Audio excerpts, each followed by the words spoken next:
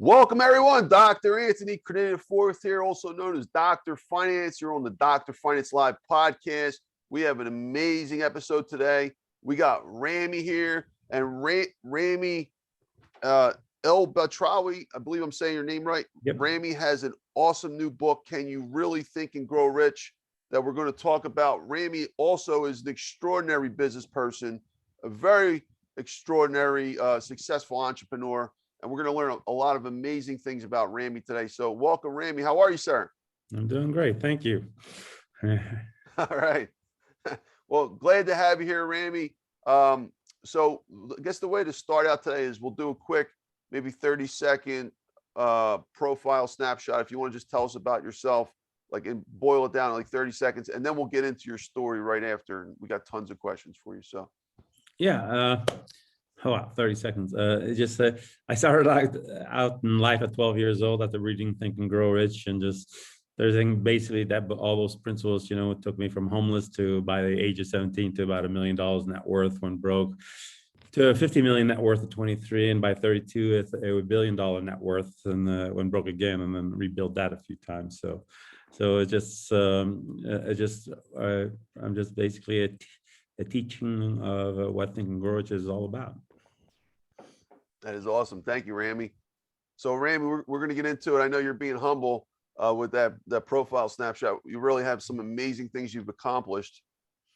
So let's first start with your origin story. Can you tell us a little bit about how you really began your entrepreneurship journey? I know a lot of it had to do with childhood. You basically ran away from home at 12 and read Think and Grow Rich, and a lot of things happened from there. You want to tell us about that? Yeah. Luckily, I was handed that book when I was 12 years old, and I kind of read it like 20 times in a row, and everything just kind of rang true. And I said, well, if I just live my life this way, and the book says I'm going to get everything I want out of life, and I had big goals already by that age. And one of the things the book said is not to procrastinate. So I just did the math. I could do 3 more years of high school and 4 years of college, or what can I do in 7 years just applying these principles? So I just packed up a teeny little bag and hitchhiked to Florida, and I ended up in Tampa, Florida, and I was homeless for the first 5 years, just trying a whole bunch of different things that didn't work. And finally, at 17, I hit upon an idea that did work, and within a year of that, I made the first $1 million. Wow. So that was basically the beginning. It was just a lot of trial and error, working on every one of the principles and seeing how they work, and every little success kind of encouraged me that they do work. Thank you, Ramy. So let's go back to, how did you make $1 million from that humble beginning? So you moved to Florida, right? Is that right? Yeah. So it was a lot about talking to people, and I found out one of the big principles, which I still use today a lot, is you make great wealth if you find a need and fill it. So I was in front of a department store called Zehrs, and there was this guy selling glass swans over the holidays. And he said it was just there for the holidays. And then I was just thinking, what can I do that's good all year round? And I just went around and asked a lot of employees, what do people ask for that you don't have? And a few of them said, people ask if we cut keys, and we don't do that. So that was it. So I bought a used key machine for like $50, got a desk from a junkyard, and got a register it was at a restaurant I saw on the floor. And the guy who sold key blanks, I told him, show me how to cut keys, and I'll buy all the key blanks from you. And that was $14. So the business cost me like $64. And I convinced the store manager to let me have that spot in front of the door for 20% of what I made of my gross. And, at first he said no, but he finally said yes. I had nothing to lose. And then the first week I made $600. I was just in front of the door pitching, buy 2 keys, get 1 free. That was the whole pitch. And everybody needs keys made. And within a year and a half, I was in all their stores. I had about close to 300 stores. I opened up a key center in every one of their stores. That was the first $1 million. Wow. And how old were you when that happened? I was 17. 17? Yeah. That's awesome. Yeah. Wow. So I want to step back for a second, because the part of the story I didn't really understand was, how did you get to Florida homeless at 12 years old? What made you run away from home? Where was home before? It was Montreal. My parents. I was born in Switzerland, and they migrated. Well, first to the U.S. for a couple of years, and then at 10 they migrated to Canada, Montreal. So, and when I read Think and Grow Rich, all the great successes, Henry Ford, and all that, it was all about America. So I knew that if I was the opportunities were going to be in America if I was going to build what I wanted to build. So. So that's why I kind of hitchhiked to Florida. I didn't know where I was going to go. I just somewhere in America. This happened to be my second ride was going all the way to Tampa, Florida. I just stayed all the way down, and I think I'm going to be homeless. Might as well be somewhere warm. So now, many 12-year-olds have fantasies of leaving the nest and doing things. I would think. I mean, when I was young, I was actually being in the real estate business. I remember I was talking to Rex about this. Rex Sykes introduced us, by the way, so shout out to Rex. So I was looking at apartment buildings and apartments, places I can go. I think I was 11, 12, but I never actually implemented. What was the catalyst that made you want to really just leave the nest? I mean, that's a big risk to leave. What's your parents think about that? Well, again, my parents thought I'd be back in a couple of days, but the catalyst was definitely the book. I mean, I created that burning desire. I knew what I wanted to accomplish, and I knew what I had to do based on all those principles. So it wasn't even if or maybe I didn't have a plan, but I just knew that I had to go out there and take the first step. So it was the first step wasn't sitting around at home in Montreal, going to school. So it was. And education is great for most people. So I never knock education, but to me that wasn't my path. So I just knew that I just had to go out there and just try and just apply all these principles and open up my mind to it. That's awesome. Thank you, Ramy. So in your teens, you basically you had that business. The key business. You found an opportunity, and you went for it, and you were successful. So what happened with the key business? Like, how did that end? Well, even though I got the key business, I still wasn't that savvy about business, and I didn't even sign a lease with the department stores. And when they saw how much money they were making off my 20%, they gave me a 30-day notice, and I was out all of my stores within 30 days. So I went broke again. Wow. So what happened then? You're basically on the street again? Yeah, I was actually back on the streets again because I reinvested all my money in these key machines and stuff and building the business up and employees and stuff. So it was, and I just, again, what's great about Think and Grow Rich, every adversity is a seed of equal greater benefit. So I'm glad it happened because I would have been stuck with the key centers and stuff and not do something else. So I was forced to find something else. So I was in the streets and I was walking around, and what I always do is I learn to talk to everybody to get my next idea. And I walked by this body shop, and I was talking to the owner, and I saw this guy brought up 3 cars, and I talked to him, and he said, what he does is buy cars from one auction, fixes it up, and sells it to another auction. So I said, I could do that. So I went, and I remember one of the key centers, there was this police officer who was working 3 jobs to pay for his family, and I made a proposition to him that if he put up the money to buy the cars, he could hold the titles, I'd do all the work, and we'd sell the cars, and we split the profits 50-50. So I did that for a little while. I wanted to grow aggressively, but again, not enough business experience. Didn't understand that the cars that are totaled and have total titles are worth a lot less. So I overpaid and spent too much money in cars. So I started losing money in some of the cars that I was bringing in. But again, through that adversity, I got my next opportunity, which was when I was at the auction. There was a guy selling custom vans, and he was looking at one of my last trucks, and I went to talk to him and try and sell him that truck that I just fixed up. And he said, not interested in that, but I am looking for custom shells, van shells, because we build custom vans.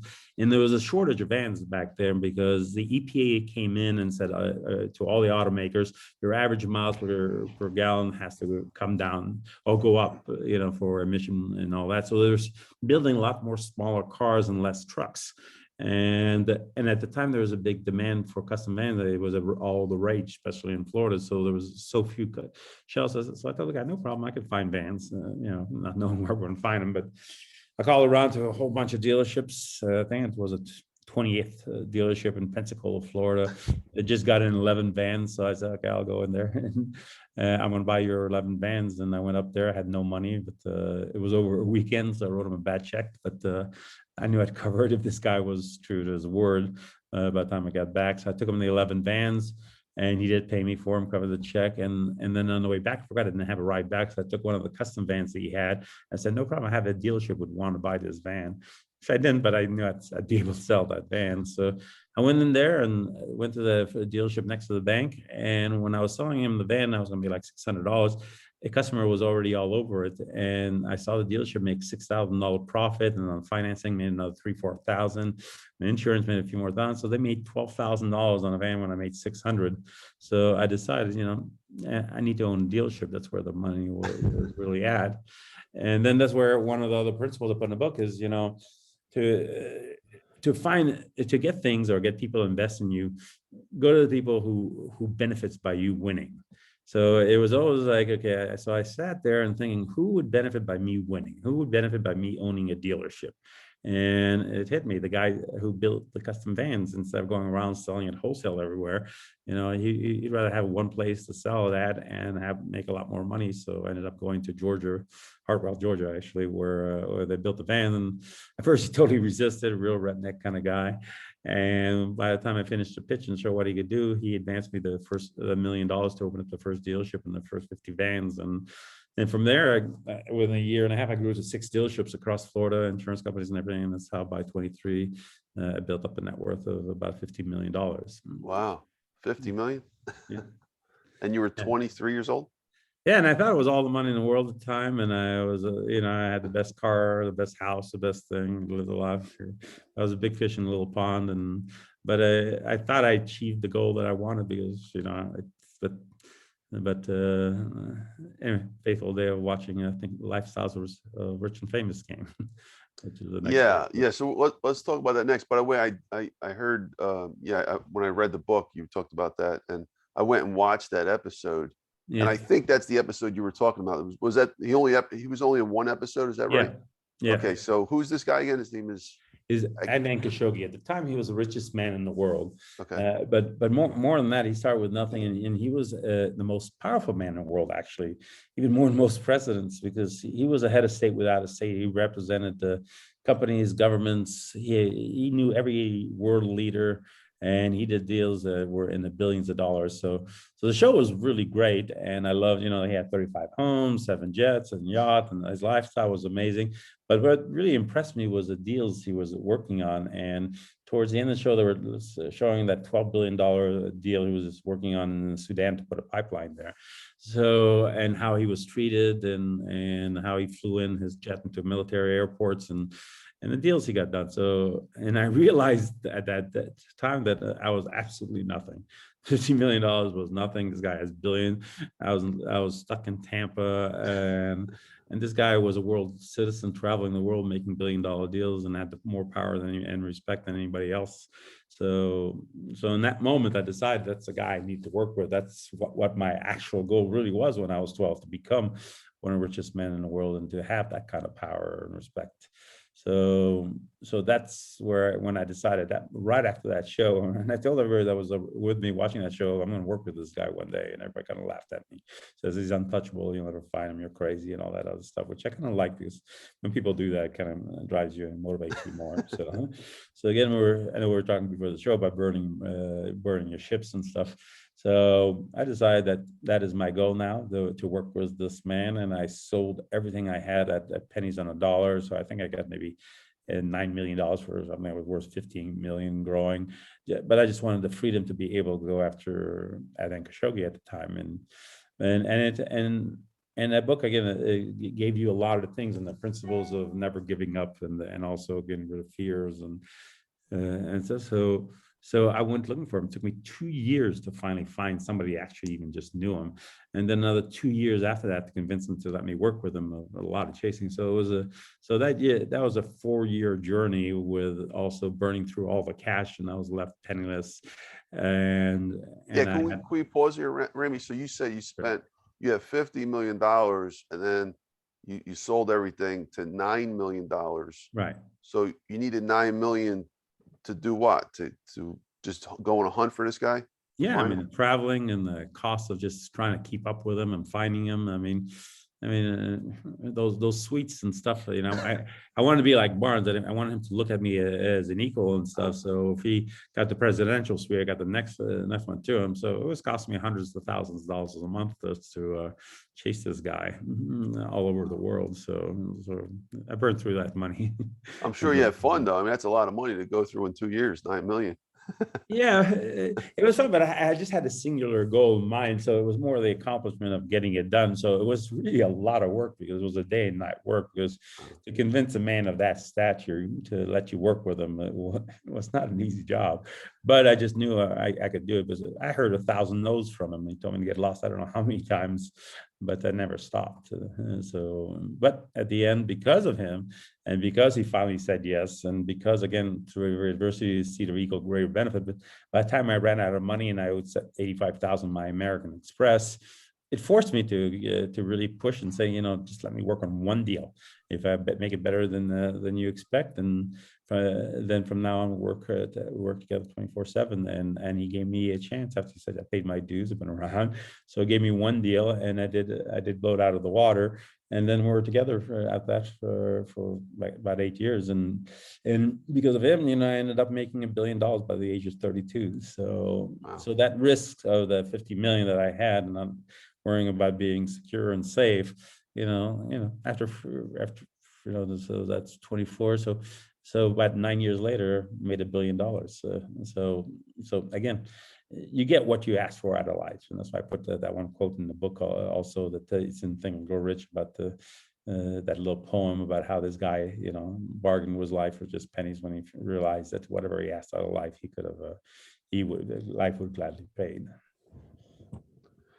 So that's very that's very amazing. That so in 9 years you wound up taking the I'm sorry, by the time you were 31, yeah, about 8 years. It took you Yeah, from 32 years. 23 to 31. You Mhm. took 9 million and basically became a billionaire with it. I mean, it was a high risk what you Right, were doing, but it paid exponential amount of return almost. right. It was a lot. But a lot of people, I learned really early on that the fear of loss is greater than hope of gain. They would never risk that. So I always reversed that. I got my mind to think that my hope of gain is greater than the fear of loss. So I was willing to take that risk where most people wouldn't. So that's the thing, that the people have to be ready to give up everything for what they want, or what they dream for, or they always have something to fall back on and not really work as hard to do what it takes. If I had a fallback position and did it the way most people did it, I would give up after the first year, or after all the rejections and stuff like that, or not finding it. But what drove so it took 4 years to do it, but what drove it was because I left myself no outs, and I was singular focused on getting that. And by thinking that way and building that burning desire, you get also, you see things that you normally wouldn't see if you didn't make it a burning desire and thought about that. All the opportunities, the little things I needed to do to win him over, came to my mind because of the way I was thinking, and the way I kind of committed 100% to what I was going to do. Mm. And so you're obviously a student of Think and Grow Rich and Napoleon Hill. Mhm. So I'm part of this 13 Steps to Riches series, Mhm. whatever expanse I was telling you about earlier, working on Right. book 5, Imagination, which is the 5th step of Mhm. Napoleon Hill. And when I was rereading it last week, I saw this passage. I liked it a lot. I'm just paraphrasing, but basically he was trying to say that in his own life, he jumped from the conversation to talking about himself. And Mhm. he said in the 25 years it Mhm. took to become what he was, he had to face the constant, what's the words he used? Basically the constant um, pressure from everyone else. That's the naysaying. I mean, Right. to get where he is, and he's admitting this in chapter 5, is that all the way at the end. And when I read those words, I'm like, so he knows. Yeah. He knows what it's like to be called crazy. We know this, knowing Yeah. he had to, but to hear him say that, in that book, in that chapter, it's like he's admitting that he went through this too. And it's Yeah, sort and of what one of you're doing. yeah, and one of the things that they does in the book, he says one of the biggest fears or reasons for failure is fear of criticism. So one, I care nothing about other people's opinion and what they say. I mean, it doesn't affect me one little bit. But people care too much about what people say and their people's opinion and stuff. But you got to look at where the advice is coming from. I mean, these people have made nothing out of their lives or achieved anything, and you're taking their opinion and living it by it as a word of gospel. So all these naysayers who tell me it's impossible or you'll never get it done, never achieved really anything great in life. So if I'm going to take advice, it wouldn't be from them. So I've heard so many opinions that even today I still get, this can't be done or whatever else, but I just totally ignore it because I know what's in my mind, what I can accomplish. I mean, I have more experience in these last 48 years. And as hard as I've driven my life and all the things I accomplished, and probably 100 people put together who had mild levels of successes. So for me to listen to anybody, nobody should listen to anybody. They know better. It's just like we're connected to the universe with all the information in the world. I mean, when you think of like people like Einstein, he saw the curvature of the universe in his mind before anybody could measure it. It took scientists 12 years to finally try to measure it and prove him wrong. And when they finally did, his calculation was right to the millimeter. It was absolutely perfect. And he saw that in his mind before anybody could even prove it out. So that shows that all the information, everything that's out that you need is out there in the universe. And I was says like we're like radios, and all you have to do is tune in to the right station by putting your mind there. And that's how I started my book. I talk a lot about the Coral Castle because this is a guy who built a castle, and it's only like 60 years ago in Florida, not 5,000 years ago in Egypt in pyramids, all out of coral. The smallest block I think was 2 tons, the door's 20 tons. And he built it all with his mind, and he had no tools, no nothing. Nobody ever saw him work, and it's there. Anybody go visit, and anybody Google the Coral Castle. And how did he do that? He doesn't know construction and all that, but he lost a great love, and he had a lot of pain, and emotion drives you to open up. And he somehow tuned into the frequency of maybe levitation or something, and he was able to get that information how to build that castle with his own mind. So basically, if you really want advice, just just think about it. You'll get better advice by meditating or building emotion and letting it come and doing it yourself than listening to other people. Yeah, it makes a lot of sense. Mm. So Ramy, want to jump back into the story a little bit because we're going to talk about a lot of those points in a little bit. So basically, at 31, here you are. You made $1 billion. You found your way into I'm sorry, how do you say his name again? Adnan Khashoggi. Adnan Khashoggi's presence, and you're now as one of his top guys, right? Number one. Right-hand guy. Right-hand guy. That's amazing. That's very amazing. The richest guy in the world. So what happened after that? Because I mean, you've had a typical successful entrepreneur's life pattern. I mean, you up, down, up, down. I mean, it's back and forth for many successful people. So what happened at that point? At that point, I realized, I was 32. I haven't stopped working since I was 12. Didn't really enjoy anything. I probably maybe dated 3 girls in my life at that time. This was all about work. And I thought, you know what? It's time to take a break. I hit that one goal. So I was thinking, where do I go to really have fun and really just make up for some lost time? So LA was my choice because, it was all movie stars here, Hollywood, Playboy Mansion, the weather, it was there. So I told that I'm going to take a little break, and I came to LA, where I still live because I love this place. And I just did the same thing. Well, the first thing I did was buy a jet because when I met Adnan and he finally said yes, and I got on his jet, it was a DC-9. It was fully customized, and said, I want a plane just like that. So when I came to LA, I bought a DC-9. And the customer was really great, bedroom, dining room, the whole thing. And then I started going after my goal, going after Hollywood, I found it was easy once once you think about things, you find ways of doing things. And I got into Hollywood. It was so easy. At the end was everybody had a charity that everybody cared about, every movie star. So I just went to all the charity functions and bought the biggest things. And then I got to know half through and working the inner circle. And then I started being a regular guest and at the parties at half, and even took half to Vegas on my plane. And so I played really, really hard every weekend in Vegas for about 4 years. And it was just making up for a lot of lost time. So again, the book, The Principles Can Make You Achieve also other things than just money. So I built a really exciting lifestyle that was filled with I was a really bad playboy for a little while, but but it was fun.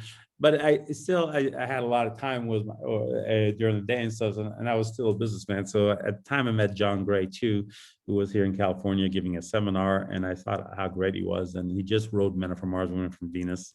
And I thought that was a really great book, and he was really connected. And I convinced him to let me market his book when he said, well, a lot of people approach me and, you have no experience. But again, I was able to convince him. And I ended up, we sold 50 million books, kept him #1 for 6 years. And from that, he was the first product. I said, well, I might as well build a company. I'm really good at marketing. And I ended up with 75 other products, took the company public, and made another $1 billion by 2001 with that company. So at the end, he still made a lot of money with that. And but then, and that's a long story. That's the next chapter of what happened to that company, and a whole other battle that came about. But so from 94 to 2001 is building another $1 billion company, playing really hard, and I still was doing some deals with that, and I wasn't going to let that go. So I was doing other deals in between, buying other companies and stuff. So that's really good. And it proves that you actually are successful in multiple things, not just business. You were able to capitalize and really get to know the Hollywood business well, and then the publication business, being able to connect with John Gray and to pull $50 million in sales. I mean, that's a whole new skill set right there. So you're learning all these different skill sets as you go, and you're making money at the same time. And then what happened in 2001? Well, in 2001, 9/11 happened, and it's something that you don't expect. And because I had Khashoggi buy a large percent of the company, so he had 40% of my company, and they tagged him after a while as a Saudi Arabian arms dealer, and I had the Arab name. We became targets, and a lot of people don't remember, but after 9/11. The stock market shut down for about a week to 2 weeks because of those towers falling, shutting down the market. Everybody was in fear. So I lost my company, and then all of a sudden I was targeted, and then people thought I was a terrorist or the FBI anyway. And then it all started with these shorts. A long story. I lost everything, and I had to battle the government for 7 years. And they always made a deal, take 4 years, or we're going to put you in jail for 100 years. But they had nothing, but they just want to make an example, get a big name like Khashoggi and myself. But I don't ever give up on anything. So I battled the government for the next 7 years, and I lost everything I had again. So I had to start with nothing. But at the end, again, the principle of the book works for even fighting the government. I ended up where they never ended up indicting me. I beat the government and got a letter that I actually put in the book where they dropped the prosecution. And my attorney said that's the closest you're going to ever get an apology from the government is that letter, because he's only seen that twice in his 30-year career happen. So I ended up again broke and just finished a long battle with the government. So that's what happened after that. So till about 2008, that's all I did from 2001 to 2008 was battle the government. But I did try to do deals also. So in that period of time, I also bought 2 airlines, being broke by getting other people to invest in it, and Piccadilly restaurant chain. Also, but I got sold. There were some bankruptcies. A lot of things happened because of 2008. So it still ended up broke. So battling the government, like, just talk about that for a second. How much time did you spend in court? Like a typical week? Like what were you doing? Were you in court a lot, or what did that entail? That's a lot. It was not as much score, but a lot with the attorneys, the prosecutor. I made sure the prosecutors went in that office every single day my attorneys to talk to the prosecutors, put files, every allegation they had, did a lot of research, showed them why it was wrong. So it was really all consuming to have that battle because I didn't the attorney's suggestion was to let them indict me and then we'll beat them in court because they have no facts. And to me, I didn't want to even be indicted. So it was 7 years of spending a lot of time, convincing the prosecutors they had no case. So to do that was just a lot of work, and probably spent north of $20 million on attorneys in those 7 years. So, but again, those principles work for that too. So I end up beating the government, which nobody has. And at the end, it was proven that it was some crooked FBI agents. So 2 of them went to jail, and 1 was a witness. So it was 7 years, and it started even before when I was battling the shorts in the company. So some of that is in the book. So there's a lot of battles. I mean, succeeding in life and trying to live an extraordinary life, you battle a lot through everything. If it's to build a business with governments, or you be a target, or you make a choice if you're going to achieve the great things that you're going to achieve. A lot comes with it.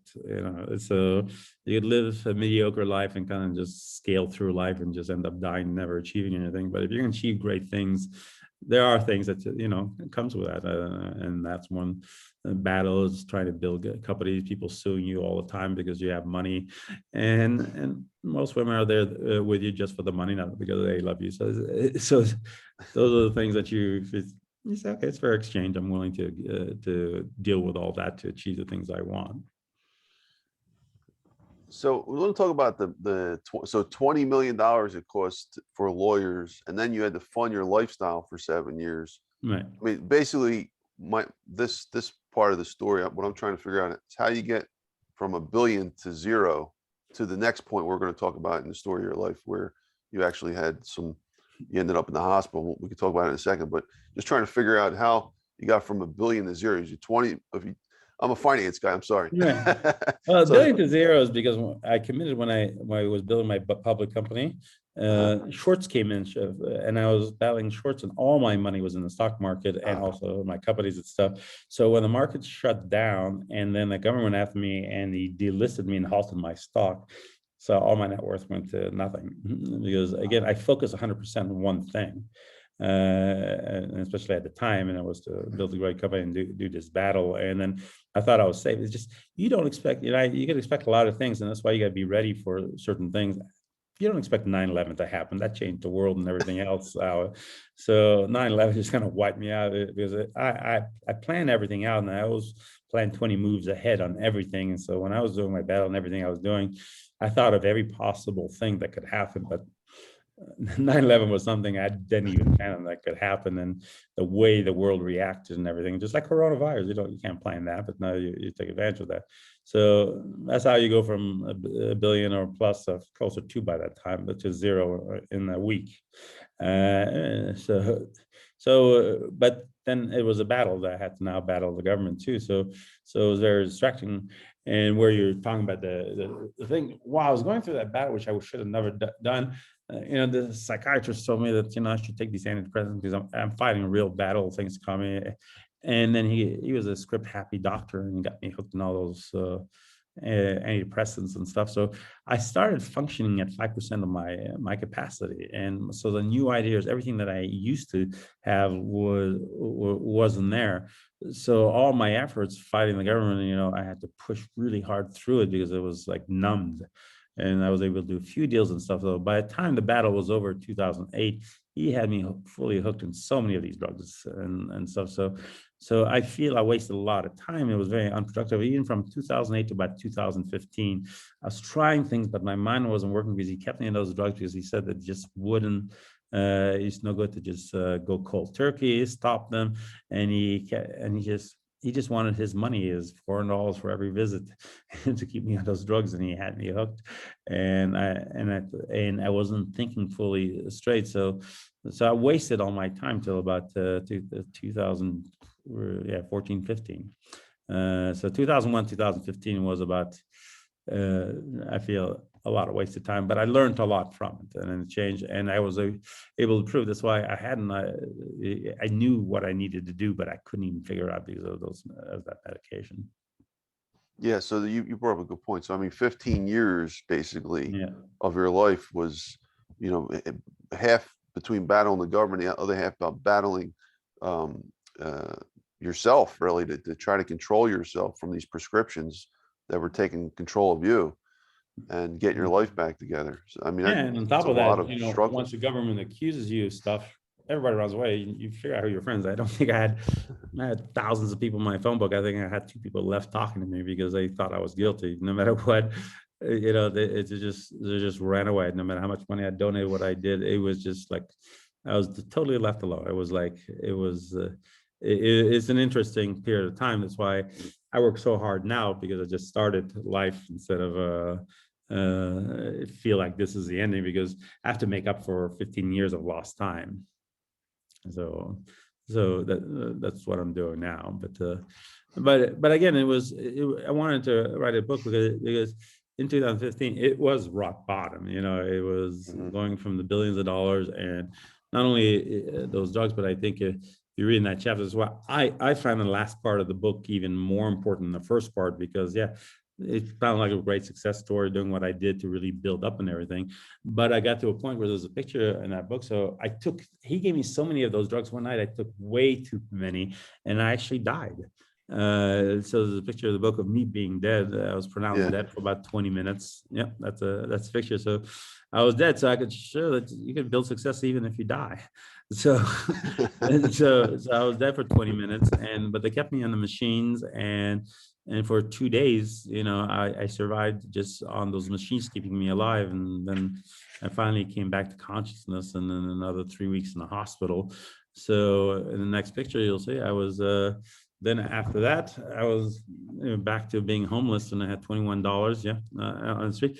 But I decided to go cold turkey. I said, I had to go back to the way I was thinking. So for 3 months. Where did you, sorry to interrupt you, where did you get the camera to take this picture? Like it was on my phone, because I knew I was going to come back. So I wanted to document. That's why all these things I was documenting, because I was going to prove to the world that I was going to come back, because nobody thought I was going to make it back again. So a lot of these pictures were taken on purpose. I even had some recordings I did on that little iPhone 4 or something that explained the situation and all that. And I predicted my rise, and I gave myself 5 years to come back. Wow. So I knew the first step was to get off those drugs and stuff, but withdrawals after 15 years of those drugs were really intense. So it took 3 months of withdrawals, and I couldn't sleep. I was loopy. 3 times I was put in the hospital in mental institutions because police would arrest me, thought I was mentally insane, and until the drugs were out of my system. And it was the last time I was in this mental institution in Simi Valley. I always remember that. I started feeling I was clear. My mind was starting to come back. The drugs were out of my system. And by the time I was out, during that stay, I convinced the nurses and stuff to not be part of the room of 4 people. Just let me sleep in the television room. They shut it down at 11:07.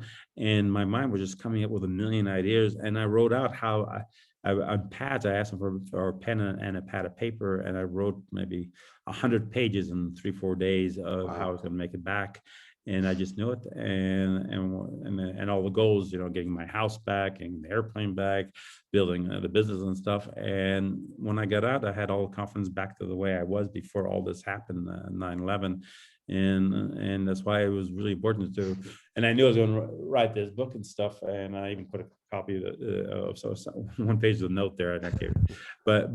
But in 5 years, I did it. Within 6 months, I had the house back. Within a few years, I had a company making millions of dollars, and now I'm back to the $1 billion stage again in 5 years. Exactly, it was maybe 5.5 years. I did everything I said I was going to do, and I have my jet back again, and I have the company's worth billions of dollars that I'm going to be selling. And I'm now going to take over what Khashoggi did. I can imagine that's my next stage. I'm going to start negotiating deals around the world and build the billions that he did through that, because I really did enjoy. I became a world citizen with him, and I understood how to negotiate and do a lot of things. So I have some big projects planned for this year, and then I'm going to go off, start negotiating stuff around the world.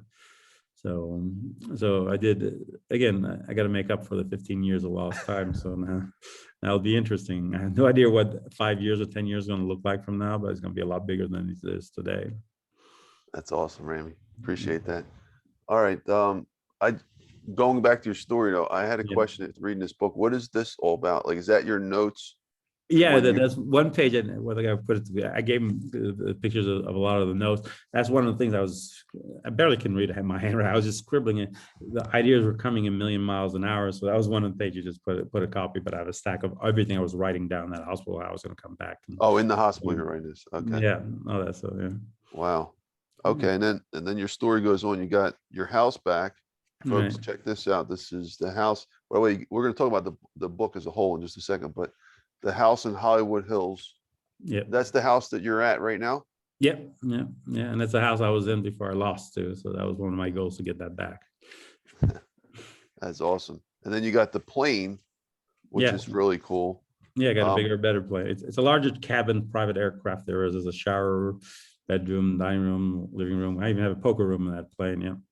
And it has 10 extra fuel tanks to go anywhere in the world. It's like Adnan says, if you saw the video, and that plane is more of a business tool. You get a lot.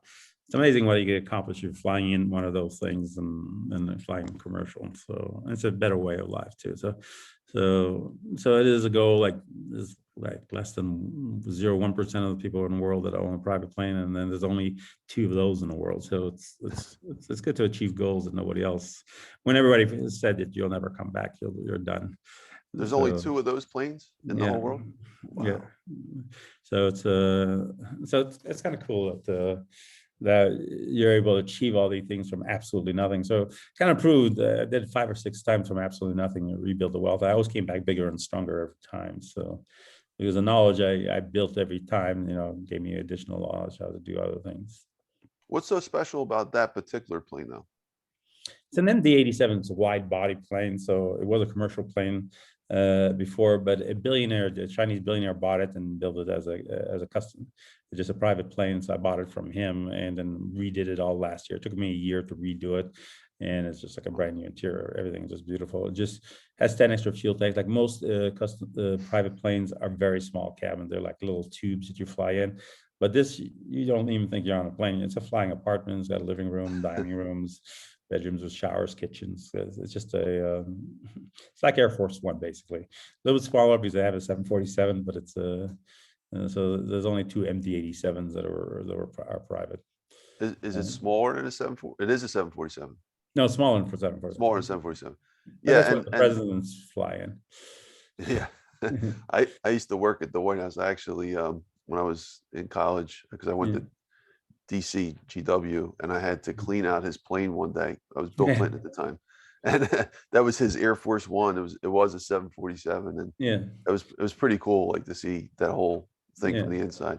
No, it's a great flight. The problem with the 747, it's so big you could only land certain airports. There's very few airports you can land into that plane. So MD-87 has a wheelbase where you can land almost any airport. So it's the largest plane you can get before you're restricted in a lot of airports. Okay, I see now. Yeah, is that the same plane Khashoggi had too? It was a DC-9, which was a sister plane, which I had before. So this is a little bit bigger, newer. But wait, you got a bigger plane than Khashoggi? Yeah, well, he had 7 planes. He had a DC-8 that was bigger than this plane, but they only built one DC-8 that was a custom plane. They don't build them anymore. Wow! But that was an amazing plane. But the DC-9 that I flew on with him a lot, this is bigger than that plane. Yeah, the one on the Rich and Famous show, that plane was incredible. That was an amazing plane. Yeah, that was and back then spending $75 million on a plane was a lot. So in the 80s, you got to just multiply everything by 5-10 times. So, yeah, I think he was saying on the show he spends $100 million a year just to keep this lifestyle up. Yeah, but and I could testify to that because I saw but he's got an amazing lifestyle, and he was a very generous man. He died a few years ago, but he at parties he would give every guy a Rolex watch and every woman a diamond necklace or stuff. And he had something special about him. He just, his eyes sparkled. People just wanted to do business with him. So he was some people might have made more money than him, but nobody's ever spent more money than him. He was an interesting guy and a great guy to emulate your life after. Thank you. Appreciate it, Ramy. All right, we're going to pivot now. I want to talk about, so we're going to skip to this next question about your books. We already basically touched on different parts of it, but what made you want to write a book now, though? Like, why now? I mean, you could have did this when you were young, when you had 50 million, the first wave, or the second time when you had the $1 billion at 31 years old. You could have wrote a book then. Like, why now? Well, I didn't write the book like most people to teach courses or sell anything, but I decided to write the book was when I went broke the last time. I wanted to prove that the Think and Grow Rich was really the ultimate book. Everybody stole from the book. It's the first self-help book, Tony Robbins, everybody steals from that book. It's the same principles and everything else. So it was a decision, and I could have wrote it back then, but when I went broke again, and I was I hit rock bottom worse than almost any other time I had. I wanted to write this book 5 years ago. I was saying I should write a book if I succeed to really prove to the world that they can get anything they want out of life. So it was a comeback. I didn't want to just have a pure success book. I want to really crash and burn because I did crash and burn as bad as I did. I wanted to show that you could rebuild. And every principle work, doesn't matter how old you are. I was 50 at the time. Doesn't matter how many excuses there was, how bad things were, drugs, whatever, death. I just wanted to show that there's no alibis anybody can use that they can say why they didn't make it. So I wrote that book now because I waited till I did make it back. And then I said, okay, it's time to write the book and really share the secrets, because Napoleon Hill wrote a lot of amazing things, but then I put another, I think, 28 principles, keys and stuff in the book, because there's a lot of things I learned that added to the book. Even Don Green in the interview, he says, Napoleon Hill said one day somebody's going to come and really prove out his work, because Napoleon did a lot of interviews and the successes was about other people. I kind of lived it and I saw it firsthand. So I was able to see it in a whole different way because I was doing it instead of interviewing somebody else. So there's a lot more things you learn by doing it yourself. So I thought I could enhance even that education by being an example of what you can really achieve by using those principles. So when I wrote the book, so I can, and it wasn't, I have a lot of confidence. I don't need to show off about writing a book or anything else, or it doesn't add anything. I don't make enough money, or I probably lost a lot of money writing that book and spending some time. But I kind of wanted to share with the world because I want people to understand what they can really achieve. And I thought this would be a full circle, because even Don Green says you have to give something back. So even though I'm going to do a lot of things charitable wise, but I think I can give something back to the world by changing people's lives. If I could change the 1% of the people who succeed in life that live a great life to even 2% or 3%, and I've changed millions of people's lives. And if I change a few people's lives by them seeing an example of today, not of 1930 when Napoleon Hill wrote that you can really achieve these things, I thought I'd be giving back. So it was one way of really giving back is by writing that book. And plus that proves that in terms of time period, it proves that it can be done in 1930. It can be done in now, a period of almost 100 years. And it doesn't matter what time period it is. You're proving it in the 21st century, and he's proved it in the 20th century. So, I mean, those two different periods. See, I operate in this field of finance. Finance is a social science, right? The problem with us is that we're handicapped. We don't have a lab like chemistry or any other stuff to prove stuff. We have to go by statistics. We're living a lot of the information from the past to prove it. And like here, you're proving it in two different time periods, which actually helps to add credence to the argument, because that's how we really prove stuff in the field of business and finance, proving it through the argument that you can do this then and now. By you become the example. You Yeah. become like in a lab, we can recreate something. You would be, we would wait for a person like you to show up to prove it. So actually what I'm giving you is I commend you on what you've done, because you've actually helped the field of finance by showing proof that this stuff works. Is Yeah. that we rely on people like you. Yeah, and truth is truth. That's why it lasts a test of time. Like great music lasts a test of time, or different education lasts a test of time. So not only this time period, it'll be true for the future and back thousands of years. And even, I'm not a religious guy, but when you read the Bible, a lot of these principles are in the Bible too. So those principles have been around for a long time, and people have succeeded in life, or even Caesar or stuff. They use the same principles to succeed. And I even use a negative example, which I know he's horrible, did a lot of horrible things, but you look at Hitler, he was a corporal who was in jail and almost took over the world by using the same principles. But so it could be used for good or bad, but I don't anything he did or anything. I'm just saying those are principles that he was singular focused. He did the things that he had to do, or anybody else in history. And there's a lot of people who had great successes. So the basic truth will always last. If it's full of shit and it's not really real, it'll die. It doesn't work. So if you in these quick rich schemes or anything that's not based on basic truth won't last a test of time. But those principles Napoleon Hill put down after 20 years of research and interviews was basically the basic truth that how to succeed in anything in life.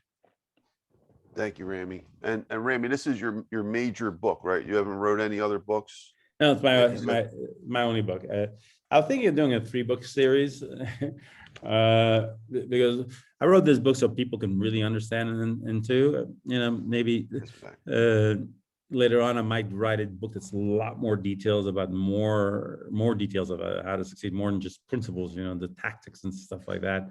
And then a third book that actually I was thinking that this could be an interesting book, because you'd have to pass a test to get the third book, and that book kind of erases as you read, because if you don't understand the first 2 books, you'll never get my third book, because it gets really, really deep. But that's in the future. But that book is good for now. So maybe you're working the opposite direction I did. I started from complicated getting to simple. You started simple, and you're going to get more complicated. Yeah, I want people to get it first, and because what's in that book alone should achieve any success. But there's a lot of things I learned in 48 years of just doing it. That there's no way you could write in one book. It's 100 volumes, so it'll get a lot more complicated. If I wrote a second book, it'd be a lot more details. But again, if you're not ready for the first book, then you won't be ready for the second, and you definitely won't be ready for the third. This is why I think if I did a third book, you'd have to pass a test and to see you understood everything in the first 2 before you get the third one. And as both Napoleon Hill and myself found out, you have to eventually simplify to get the message out to the masses. He started out with the laws of success. By the way, did you ever read that book? Yeah, he did a 12 volume that nobody read, because so he condensed those 12 volumes into one book that was easy to read, but he put everything in that one book that you could read every time over and over and get something new. So, but people got it, and that's why it became so big.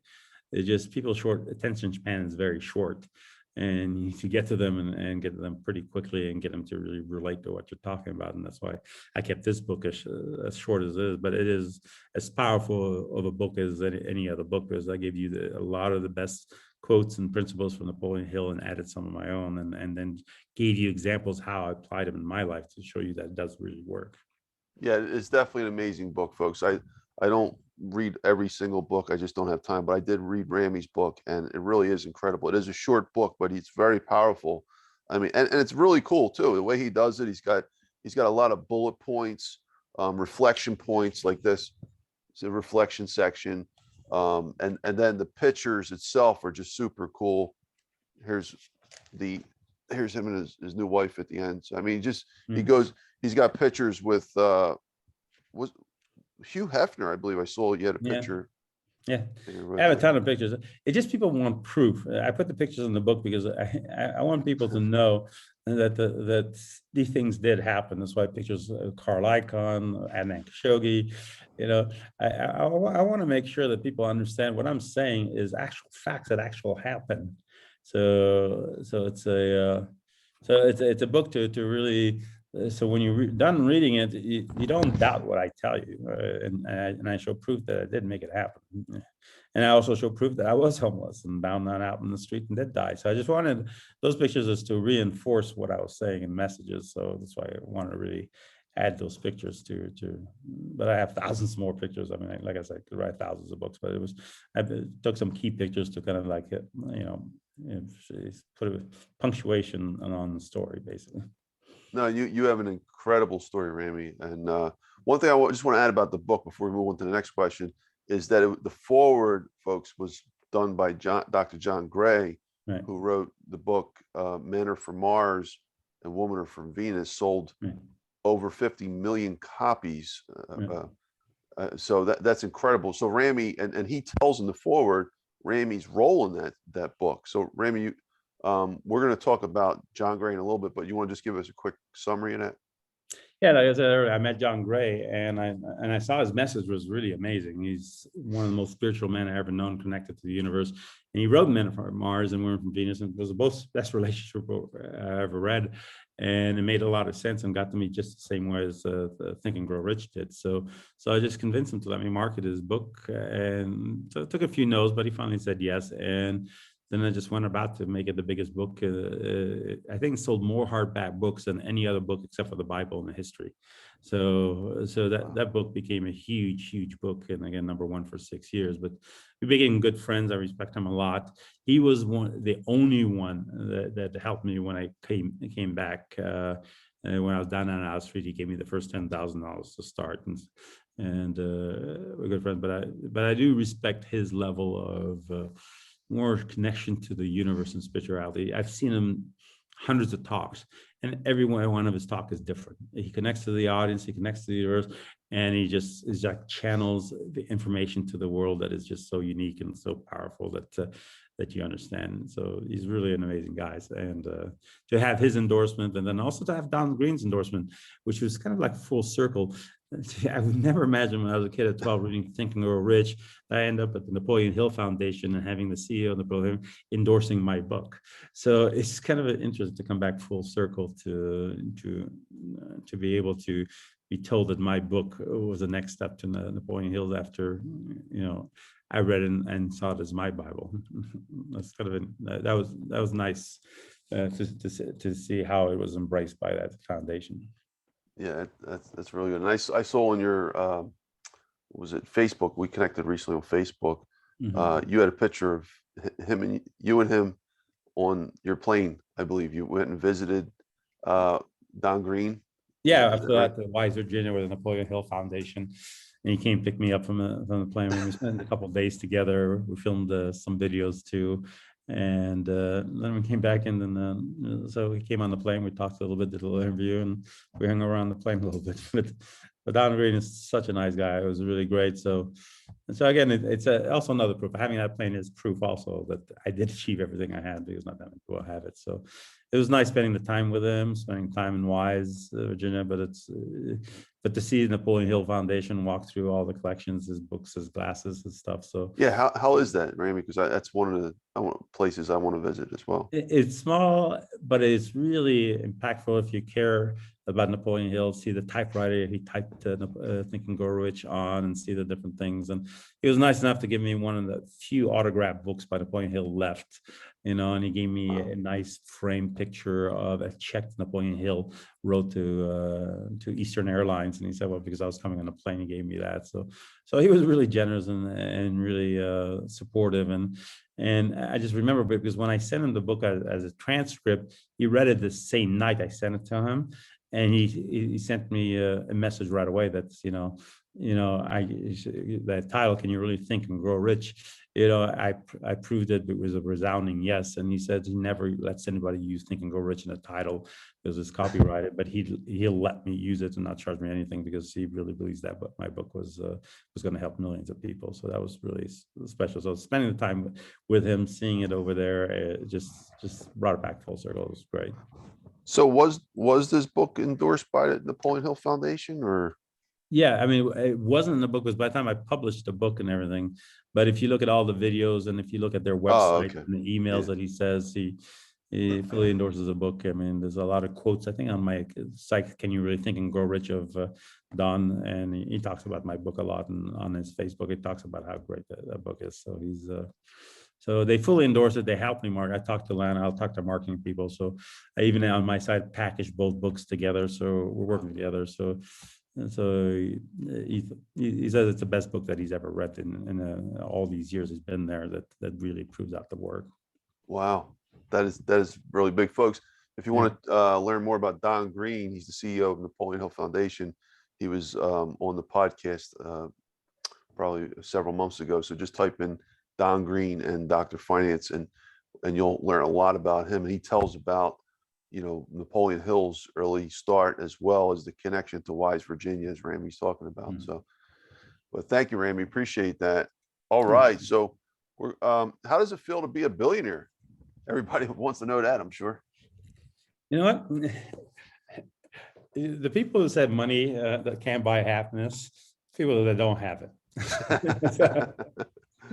It does a lot more than buy happiness. I've been broke and I've had a lot of money in, and it definitely is a big difference. The level of respect, the level of being able to do whatever you want. I mean, I walked into a Bentley dealership and bought 3 Bentleys on the credit card, one for John Gray as a gift, and one for my driver, and one for myself. Those things to do is like a cool feeling that you can just walk in there, don't have to worry about finance, you can just get anything you want, or the respect that you get because you're this level and stuff. Because I was, before I left home at 12, I was a kid everybody beat up in school and stuff.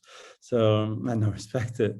So the level of respect, the level of freedom, because you can do anything you want that you decide, like where I took those 2-3 weeks off in December, is money. It enhances your qualities. Like I know the Donald Sterling, he's worth $4 billion. He owned the Clippers. He has more real estate here than anybody else in LA and stuff.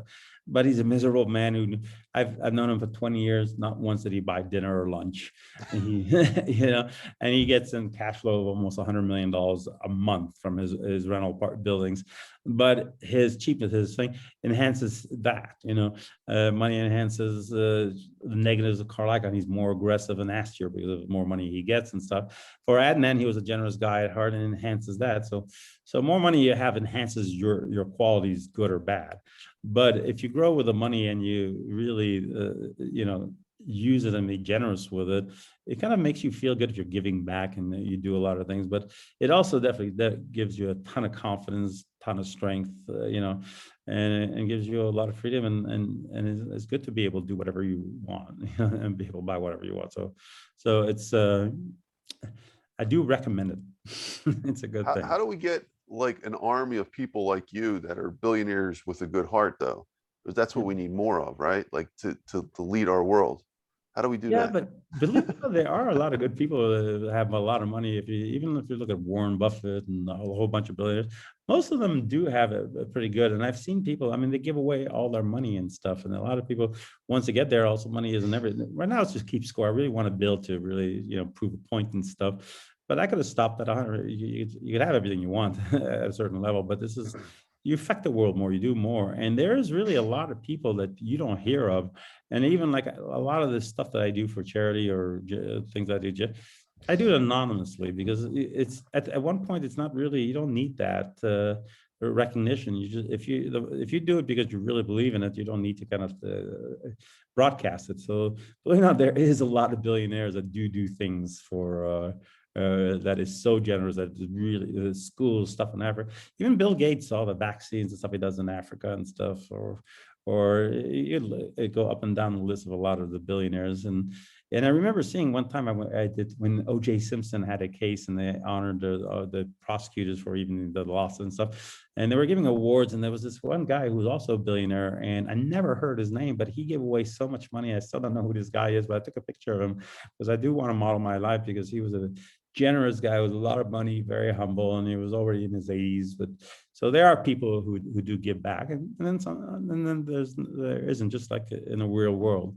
There's people who are good, nice and generous that have no money, and some people who will do anything and stab you in the back. So you have a combination in any level because people are just people at the end.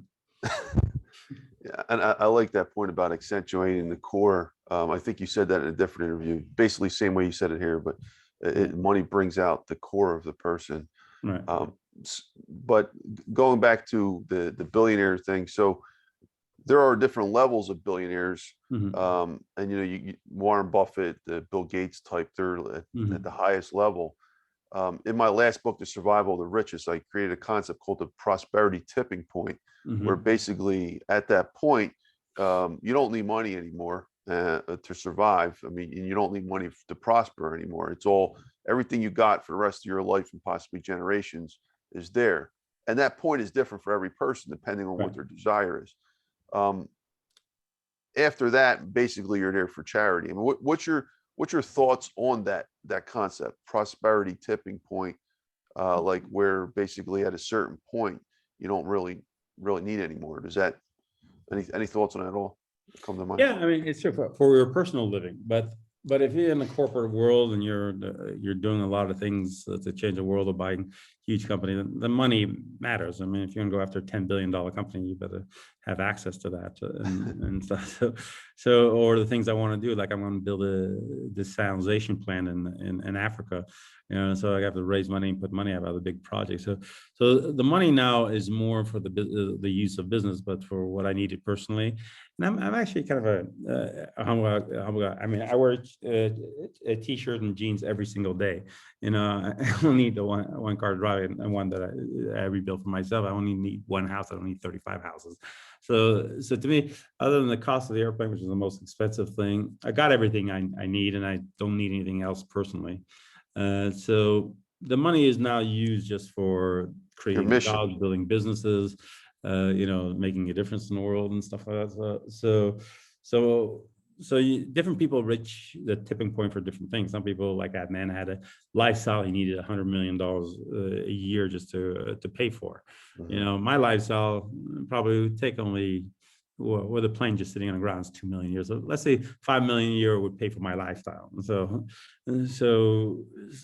the rest is now just to build and to make it bigger, because I know I'll make a huge difference somewhere in the world in a lot of different areas, but it'll take a lot more money than even just a billion, or it'll take tens of billions, if not 100 billion or more.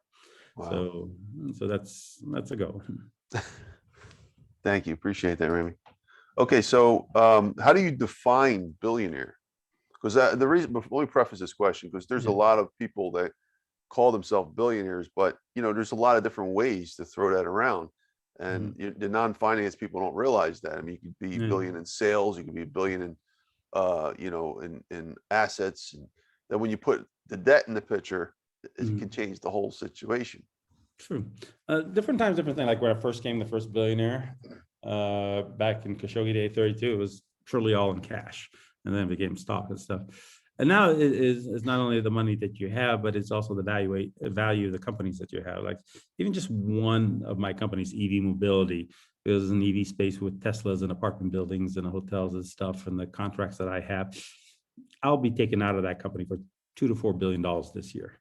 Wow. So you look at now you got to look at the assets that you have and stuff. I mean, I have literally zero debt. I hate debt, except for in the company. Even I started the company was buying all these Tesla. I just pay cash for them. Eventually, I have debt. So it's between all the companies and assets that I have and the cash that I have. Then you have that. If I liquidated everything, it's basically I liquidated everything today. Will I have at least $1 billion? And the answer is yes. So, yeah. Well, thank you. I appreciate you having the courage to answer that. Yeah, no problem. Thank you. Okay. Why do you want to be rich? Why not? I mean, again, I kind of said how it feels like. I mean, it does buy you freedom, respect, power. I don't know. It gives you everything that you want. I mean, it's a lot better than being poor, I have to tell you. Well, that's a great answer. That's a great answer. I actually argue in the last book, The Survival of the Richest, no matter. This book is a 500+ page book, basically connecting survival to finance. I see finance as an extension of survival. Right. And really, it comes down to three choices that I outline in there. You got three choices. You can either minimize wealth, you can stay still on the, I call it the edge of survival, or you can maximize wealth. There's really only three choices. So to answer that question, it sounds like you would agree, but I'd love to hear your opinion. If you don't pick minimizing wealth, well, what do you want to do? You want to stand still? And if the answer to that is no, you only really have one choice. So that is to maximize wealth. That is to be rich, right? Right. So But what's your thoughts? Yeah, I agree 100%. I mean, but a lot of people are afraid to do or are not willing to do the things they have to do to be wealthy. That's why 99% of the people aren't. But also, you don't need, the thing is, we know too much. Like, you don't need money to be happy, but that's if you don't know what there is. Like, I've been to like everywhere in the world, and if you go to Africa and you go to one of these little tribes with no money, no nothing, little huts, those people are just as happy. They're so happy because they don't know there's much more than that. I went to San Domingo, and I was invited by the president over there, but I wanted to the rural where they had tin roofs and no running water, but they had radio playing, they were dancing in the streets, and they were happy. But they don't know any better. But with this information and knowing what there is and what there is possible, it's very hard to be happy not having the wealth. But then again, that's why a lot of people aren't happy. But a lot of people are not willing to do the work or sacrifice the things they have, because, like I was talking, I think I'm sure one of the interviews, and I talk in the book about this chart that I saw when I was 14 years old, that Ted Turner showing how most people start out their lives. At 18 they get the first car, then they move out, get an apartment, a house, met niece Susie Rye, get married at 25, second car, a house, kids, and then you're working 9 to 5 every day just to pay those bills so you don't lose what you have, and then you live for the weekends and a vacation a year. You do this day in, day out till you retire at 65, and then you live a few years afterwards and die. And the reason people do that, because the fear of loss is greater than hope of gain. They don't want to lose the little things they have, their house, their car, their stuff, so they'll work and not risk what they have to go to the next level. And that's why, to me, at very young, I knew how to inverse that and not have any fears. And it's very hard. People are full of fears, and that's why they don't do things. They're afraid to be homeless. They're afraid to lose what they have. They're afraid to lose their car, their house, their family. They will not do what is necessary, risk what they have to do to achieve great heights, because that's what it takes. You have to burn your boats or whatever it takes. I mean, that sort of thing about burning the boats. It was a true general who was at number 10 to 1, and he went to the island and he commanded to have all the ships burning. He told those soldiers, you either win this battle or you die. That's it. And so they had no choice, and at the end they won that battle. So if you can do things, when you have family, doing work side things, but to achieve real greatness, to achieve the things that you want, you're going to have to risk what you have now and not be afraid of risking it. So that's why 99% of the people don't, because they were not willing to risk what little they have to achieve the things that they really want in their heart and stuff. So it's like, but it's worth it. I mean, at the end, what do you lose? I mean, what, you lost a paying job, you lost a house, a car, and so I slept in the streets how many times? It's not that bad, but the rewards, if you win, it's huge. So it's worth it all, but you have to decide it's worth it. If you don't, and you don't bear the desire, then you'll be stuck where you're at. Like you were saying, you were stuck as a professor for 10 years and stuff like that, because you're stuck in a certain level and you weren't willing to risk or do anything more. You're happy at that level for a certain point until you finally realize this is not what you want, and you're willing to risk more to achieve some things that you want. That's why you went to your own show instead of being stuck in somebody else's show. It's you have to be willing to give, like even Don Green says, people wish and want things, but it's all just a dream. But what Napoleon Hill says is, okay, fine, you want these things, what are you going to give to get those things? And part of what you're going to give is not only your service and stuff, but you're going to have to risk. You have to do the things that you need to do to get those things that you want. So that's what you have to give. And so you have to lay everything on the line if you really want to achieve great things. If you want mediocrity, that's fine. You can achieve that pretty easy. America makes it easy to be mediocre. Yeah. So what Ramy's trying to say is you have to be able to overcome this amazing fear, this fear of loss. He's also introducing another fear here that's called fear of failure. Some call it, fear of success. So Ramy, what is your thoughts on that? So you got to get over the fear of failure, and then you find out, oh wow, I'm actually getting successful, and some people start sabotaging themselves to Yeah, get as great as you have. You have to overcome both of those fears. Would you agree? yeah. I mean, the fear of success is more like people not having confidence they can handle what's coming. Yeah. They see the money and the responsibility and the things I have to deal with because of having money, and they're afraid of it. So the sabotaging, it's much more comfortable being in their old lives than oh wow, okay, I decided to go get success. Now I'm starting to feel the success, and I see what comes with it. So it's that's more of the fear of success. Is more they're afraid of that responsibility or being a leader or they'd rather be the sheep than and not worry about things. It's a lot easier to be taken care of or being in your hole that you're with all your life and stepping out of your comfort zone and tackling things that are hard. Thank you, Ramy. What's harder, fear of failure or fear of success? Fear of failure is definitely the hardest one. That's the hardest to come. People can overcome the fear of success once they do a few things and they see they can handle that responsibility. But any fear is bad. Fear of death, fear of growing old, fear of a whole bunch of other things. There's a million fears that people are afraid of, and you just got to get rid of it. I mean, I live with zero fear. I won't tell that to world, but I don't lock my doors. I leave my keys and my cars wherever I park. So I take the car. I don't fear about losing those cars or anything else. So once you get rid of feeling the fear of anything, it's amazing how much more confident, how much happier you can get. Thank you, Ramy. Is everyone meant to be wealthy though? Probably not. Everybody has the capability, but does everybody want it as bad as they really want? I mean, it's so there is a balance. I mean, I remember hearing once, somebody said, if you took all the money in the world and distributed equally to everybody, in a few years, it'll all end up in the same hands.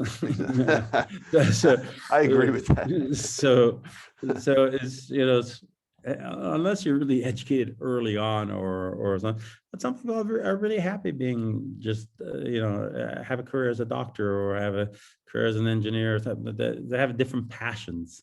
My passion was wealth, so if you have a different passion, you want to help people, you want to be a nurse, you want to be a preacher, you want to serve God, or you want, that's what you're going to pursue. So yeah, it's probably not for everybody because that's not what they want. But if you want it, you can have it. That's the thing.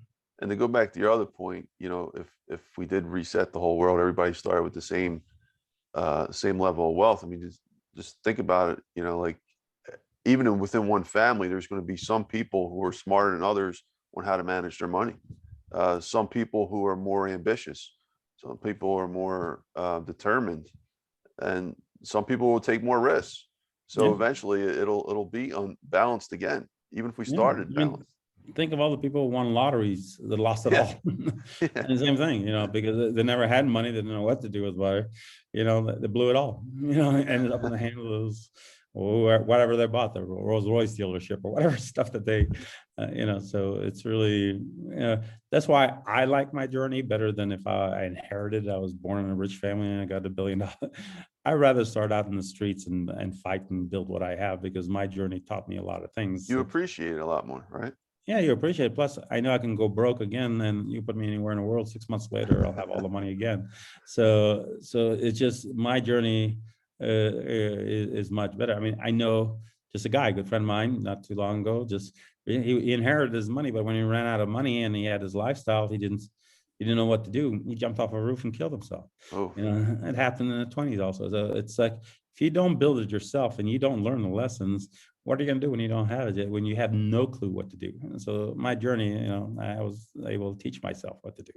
Mm-hmm. So that's why my journey is better than being given. And there's no satisfaction being given. It's just the spending of the money and showing off. It's not really that much fun after a while. And people just are around you. You got hanger owners who just want to take your money and find ways of prying it from you. And if you're not smart enough, you do lose it.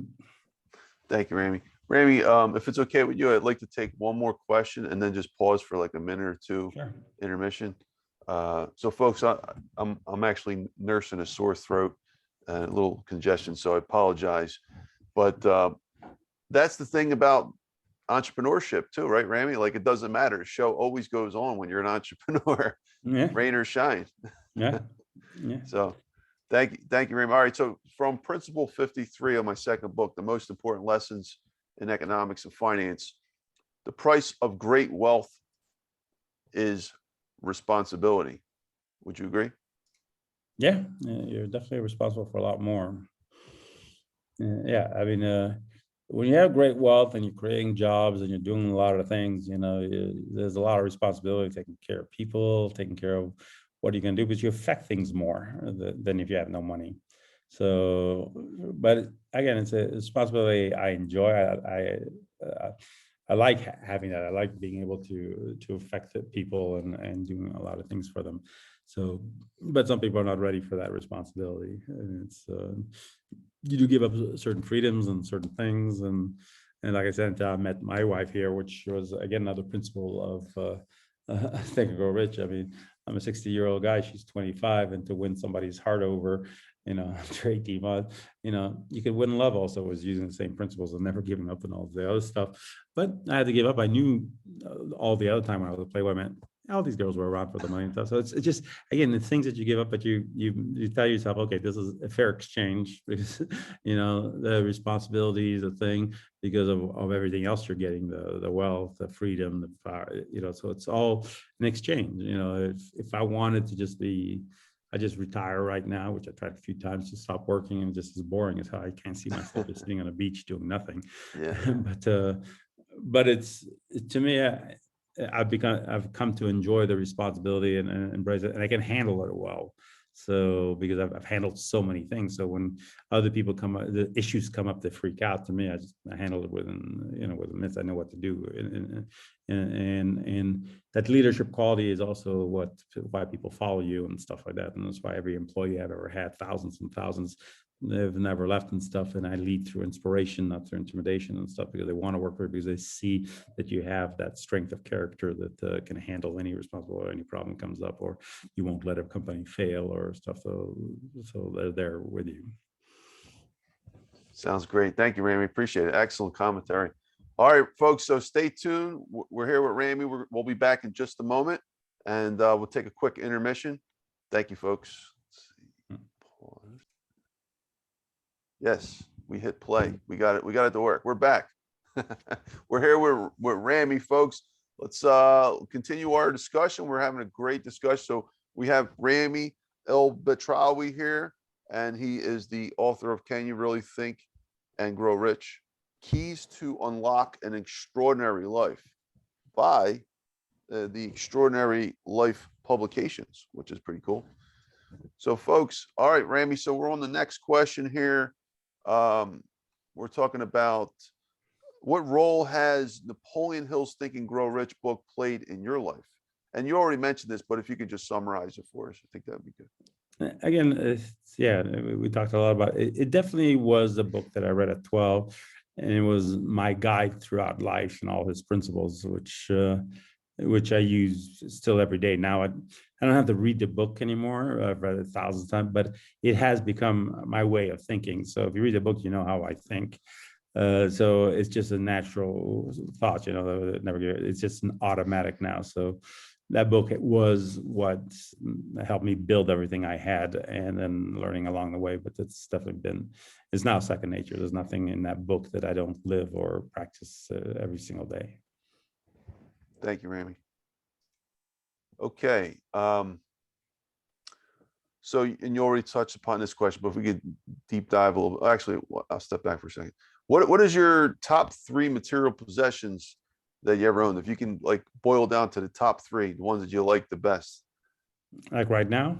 Yeah. Well, definitely my ever really. We can expand it the whole life, like your top 3 best ones. I know you got the jet is one, and I think you had a car that in the book that you were really that car, and that car was special for a reason. But so both jets were my best possessions. I love both of those jets, and so that car was really special because I bought it in 1987. It was the actual car I bought in 1987, And it was six months earlier, I was sleeping in my car, I was broke behind a mechanic. So it was my first purchase when I was hitting that 50 million, and they only built 27 of them in the world. So when I bought that car, it was like a sign of me making it back. And then when I sold everything to go after Khashoggi, that's one of the things I sold. And to find that car, that actual car that I owned in France, bought that back and totally restored, spent $500,000 restoring it. Wow. And now it's a collector's item. It's probably worth $2.5 million. So that's a proposition of it, because not only it's beautiful and it's fun to drive and everything, but it meant something in my life, and so that car is special. How about Other yachts? Yeah, I would think a billionaire would own a lot of yachts. No, I don't like yachts. It's boring. I feel trapped in the water. With a plane, you get with an hour's notice, I could be anywhere in the world, and you go. And the yacht, you have to go. You sit around, you float around. I mean, I'm going to be I could just rent one for a few weeks. So I don't think I'll ever be on the water. So yeah. But other than that, I enjoy that new Bentley convertible is amazing and stuff. But I don't know if it's a prouder thing. I think more it's more companies that I bought, or some of the private possessions. Like when I was homeless the first time, this guy Earl Ferris took me to Piccadilly's every day for a month so I'd eat. And when I had a chance to buy Piccadilly's and own a whole chain of 300 restaurants, that was probably when we went full circle. I used to eat there, now I own this, so it's more some of the companies that I've owned have been some of the private possessions. And folks, they are tangible too. So, that's what I try to teach too. Most people think they're buying a stock that's just like some abstract thing. No, you're buying a business. It's got real estate attached to it. It's got things inside. Yeah, employees and stuff. And yeah. That company was around since 1950s, and it was big in the South. So it was cool owning that. So thank you, Ramy. All right. If you wanted to establish a business relationship with a very powerful person that you don't know, what techniques would you use if this was the pre-internet era? Now, the reason I'm asking that is because you got a hold of the richest man in the world at the time. I mean, this was before the internet, and like the tricks that I know now, and that most people who can find somebody nowadays, is completely different than before the internet era. Like, what would you have done to actually get a hold of him? I know you said one thing. You said, I had to go find the hotels he was at and stay next door or something like that. I think one, people make a lot of mistakes, like even on today's age on LinkedIn, people find somebody and right away, as soon as they request to be your friend or something, or connect, they pitch you right away. It's such a big mistake. If you really want to get to know somebody or do business with somebody, you got to commit some time and get to know them on it. Don't even talk about business for a while. Get to know them for a little while. Sometimes it takes me a year or two of getting to know somebody before I mention one deal to pitch them or anything else, even though I know what my end goal is. But so that's how you get to know somebody. You don't go right away, because people like in my position, or like even Donald Stern, we know that people talk to us because they want something, they want money, they want stuff, and we're so tired because it happens every day, many times a day. So we shut them down pretty quickly, and they'll shut you down pretty quickly. So it's really, you have to build a relationship without asking or wanting anything from them for a while, and then when they get to know you and the kind of person, and then you can go and then build a business relationship or something with them. But yeah, they're gonna make things easier, but it's actually, there's always somebody that knows somebody that gets to them. And I always find somebody by knowing somebody, introduce you to somebody that introduce you to somebody to finally get to the person that you want and stuff. But you got to get them to feel comfortable that you're not there. Like even when I came to Hollywood, like if I wanted to play with, even the movie stars, everybody approached them, or directors or people in the film industry. They get approached all the time because people want to be stars. They hit them up, oh, can you give me a role and stuff like that.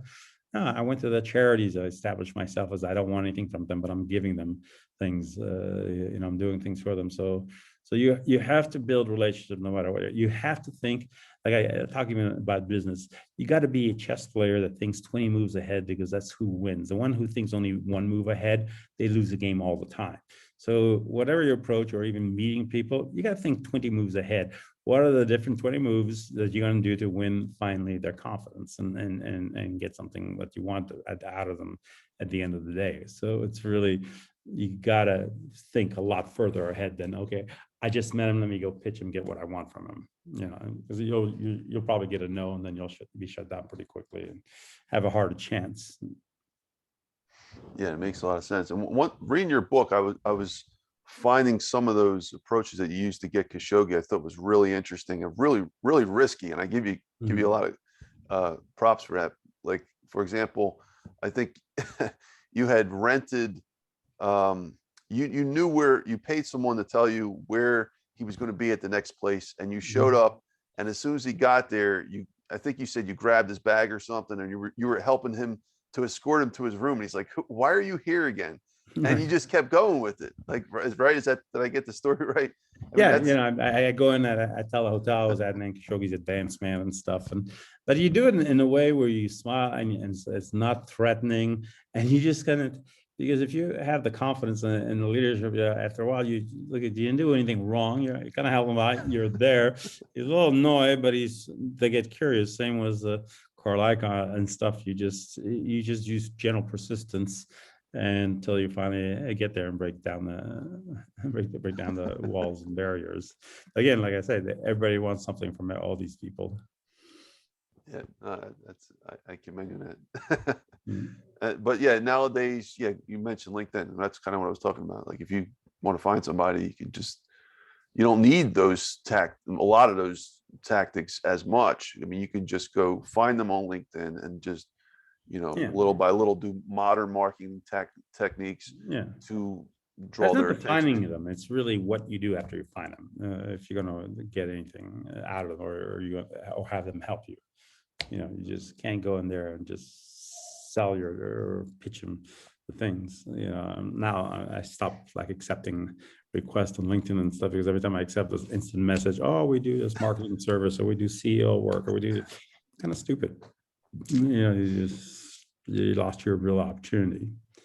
Yeah, you get blocked right there. Yeah. Thank you, Ramy.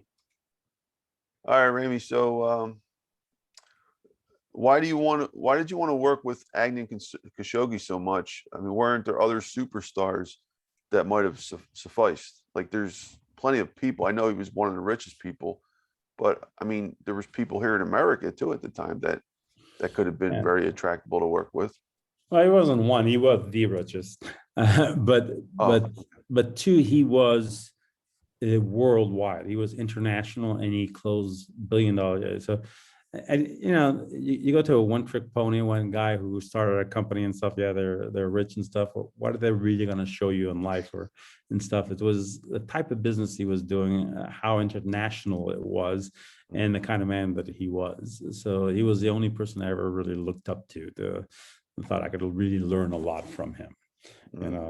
So, and it also brought me to thinking into the billionaire status instead of a millionaire status. And there was very few billionaires at the time, actually, compared to what there is today, because he had 10 billion. He was the richest guy in the world at the time. Now you have to be 110 billion. In the Forbes 400, when back then you only had to have 200 million to enter that. Now you have to have almost 2 billion to enter the Forbes 400. So the amount of billionaires available back then were a lot less than they are today. And even today, like, do I want to go to a kid who invented the Ethernet, the 19-year-old pimple kid who made billions of dollars? What are you going to teach me? You could write code. I don't need to learn to write code. So you want to pick the right person that has a wealth of knowledge that's going to make you grow into that level.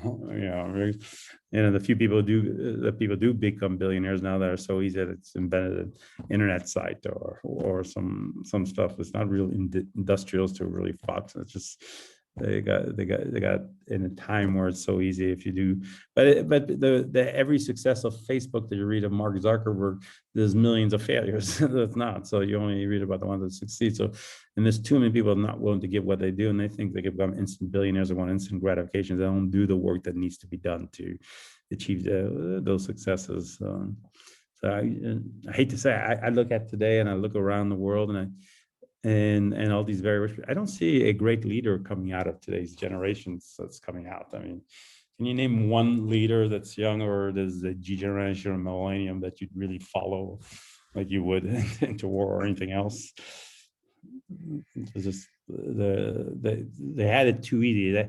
You have to suffer to really achieve a lot of things, and the Great Depression and stuff, and coming to America when you had nothing from back in the days when all the immigrants came. But the last 40, 50 years have been the greatest prosperity, straight climb, the stock market climb. Every kid has it easy. They have the internet. They don't have to really do anything. Nobody's really suffered. Even Corona's, nobody's really suffering. The money, government's giving free money to stay home. They'd rather not work and get the free money. So I don't think anybody in the last 20, 30 years have really suffered enough to get the greatness of themselves to achieve, to be that great leader and stuff. So, And the wealth, probably you would say in the wealthiest countries, to add to that statement. Yeah. Because in the impoverished world, I mean, nothing's really changed. Nothing changed, but they never had the opportunity or the education to do it. And but through pain and through a lot of things that you have to suffer. I mean, World War II, Great Depression, coming to America, there's nothing here, you're leaving your country. You have to suffer to open up your mind to become a great leader. I mean, if you look at Gandhi, if you watch, he had to suffer a lot and be degraded and be put in the street to become the great leader he was, or what Churchill went through, or FDR, or those great leaders suffered to become great, and they became great, and they found what made them great. But if you're not suffering, it's just like when you look at all the yearbooks about all the guys who were most likely to succeed, they were so popular. They dated all the girls. They didn't have to really try. So if you look at them today, they're probably are just working with somebody, or they haven't achieved anything. But you look at the guy who was beat up every day in school and stuff, had to suffer, had to fight and to prove himself. He achieved a lot greater things. And I don't blame him. If you're really like, why do you need to try? If every girl in the world wants to date you, you're handsome, you're playing football, your grades are good, why do you need to reach deep and do anything more than just kind of enjoy what's going on? So it's reaching deep inside, because you have to fight that builds greatness. And that's, again, like I said, is what you don't see people. It's just been too good for people for a while, which is, and giving those checks, I think that was too easy, giving people free checks. So they earn more if they stayed at home and stuff like that. That doesn't create hardworking people who want to achieve things in life. Absolutely. That's a great point, Ramy. Appreciate that. All right, Ramy. So what role, let's go back to John Gray, because John Gray, became a superstar when he does, and you've definitely played a big role in that. What role have you played in the success of John Gray? Men are from Mars, women are from Venus. You want to maybe summarize that for us in about a minute or so? Well, we created an infomercial and got him on a lot of shows. So it's really a heavy duty marketing to get his books out to where it sold 50 million copies over 6 years. So the role of selling that many books also, you make $3 a copy and stuff, I created a lot of wealth for him also. And gave him the freedom to travel and do a lot of talks and stuff. I mean, he does the work. I mean, he is special, but my role is really to get the message out there so people know who he was, and give them the opportunity to read that book. And that back then, the tool infomercials were really big to do that too with, and that's how, as you mentioned, Forbes Riley and stuff, and then all the other different marketing, and Oprah was big. I got him on Oprah, and the different things, that just kind of triggered the different things that made him really huge. But then the book and his message stood for itself, because it was based on truth, and the word of mouth got out how great it was and how much it really helped people. So my role was more just putting him out there and being a good friend, and also, having my heart into it. And today we're really good friends, and a lot of people have taken advantage of him because he's such an great spiritual guy. He doesn't think anybody would do anything bad. So throughout the years, people have taken advantage, taking his money and stuff. So now I protect him financially and stuff like that. So That's good. Now, Ramy, so Jack Canfield and Mark Victor Hansen wrote Chicken Soup for the Soul. They had sold, I believe, over 500 million copies. I'm not sure how that statistic works. They're number one in nonfiction book sales, but I don't know if that's book series versus John Gray, I believe, has the most in one book. Is that right? Yeah. And we were talking about the biggest book in the 90s. I think they spilled over, and there was a lot of series. I don't know how if the number of 500 million is real or not. I don't know. I don't know if they count worldwide sales also, or. Oh no, that's books. The sales is supposedly in the billions. No, I'm saying worldwide number of sales of books around the world, languages and stuff. I know I don't know how many Think and Grow Rich were sold over 100 years period of time, and I know there are 50 countries. So I'm not sure, but I've talked to Jack Canfield once on the phone, introduced by John Gray, but I don't know what his real numbers are. But again, that franchise is basically he did so many Chicken Soups for the Souls and stuff. So that was a franchise, and I don't know how it's selling now, but I'm sure just like John Gray's book, it's weaning off also. Yeah.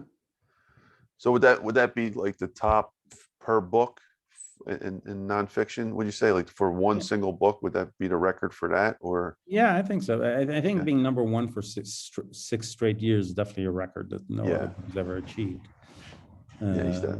So to be number one for 6 years is a long time, and it was all hardback. It didn't go softback until after that. So it's definitely the number one hardback book ever sold too. Oh wow, I didn't know that. Okay, thank you. Yeah. All right. Let's move on to your homeless story. How does it feel to have been homeless? This is a lot of people, especially today, have become homeless or almost homeless. Like they're living on the edge because of the pandemic, the great pandemic depression. What's your thoughts on that? I don't know which time, the first time, the second time, the last time. However you want to elaborate it. Yeah, well, the first time was a choice because I knew I was going to be homeless if I was going to leave home and go after it. But I knew where I was going to go, and I had the book, and I knew what I was going to do with my life. So see, I'm very different than a lot of the homeless people. Like every time I was homeless, I didn't hang around with the rest of the homeless in the communities. I was always on my own because I didn't want to be affected by the mentality of the hopelessness and everything else, because I had my own mindset. So again, a lot of people fear that, so that's why they don't risk, because homelessness is just a scary thing. But when you're in it, nothing's as bad as you think. You don't eat, you starve and stuff like that, and it's hard to have opportunities when you're homeless. But again, if you change the way you think and you think outside and what it can be, and go after other things, and that homelessness won't last long enough. I mean, now every time I'm homeless, I'm homeless shorter and shorter, but I don't think I'll be homeless again. But still, 5 years ago, it's still recent enough to know what it was like. But I still, at the beginning, because I was on all those antidepressants, I couldn't think of it. But once I got past that through the withdrawals, and I was back to myself, I didn't mind. It was easy to come back after that and become unhomeless pretty quickly, because I had the knowledge and I knew what to do. But again, it's always the way you think. People can feel as a victim. So even if you're not homeless, you could think your life sucks and oh, well, the whole world's against me and stuff like that. Or you could say, hey, I'm a master of what I do, and life is great. I mean, some beautiful women that are models, to look at them, they think they're ugly, and they have no confidence. And some women who are not attractive at all have all the confidence in the world and achieve a lot of things, because that's how they think of themselves. So you could be a victim and think that way, and give up of life, or you can take control of what you want and master your life and do exactly what you want because you think you can.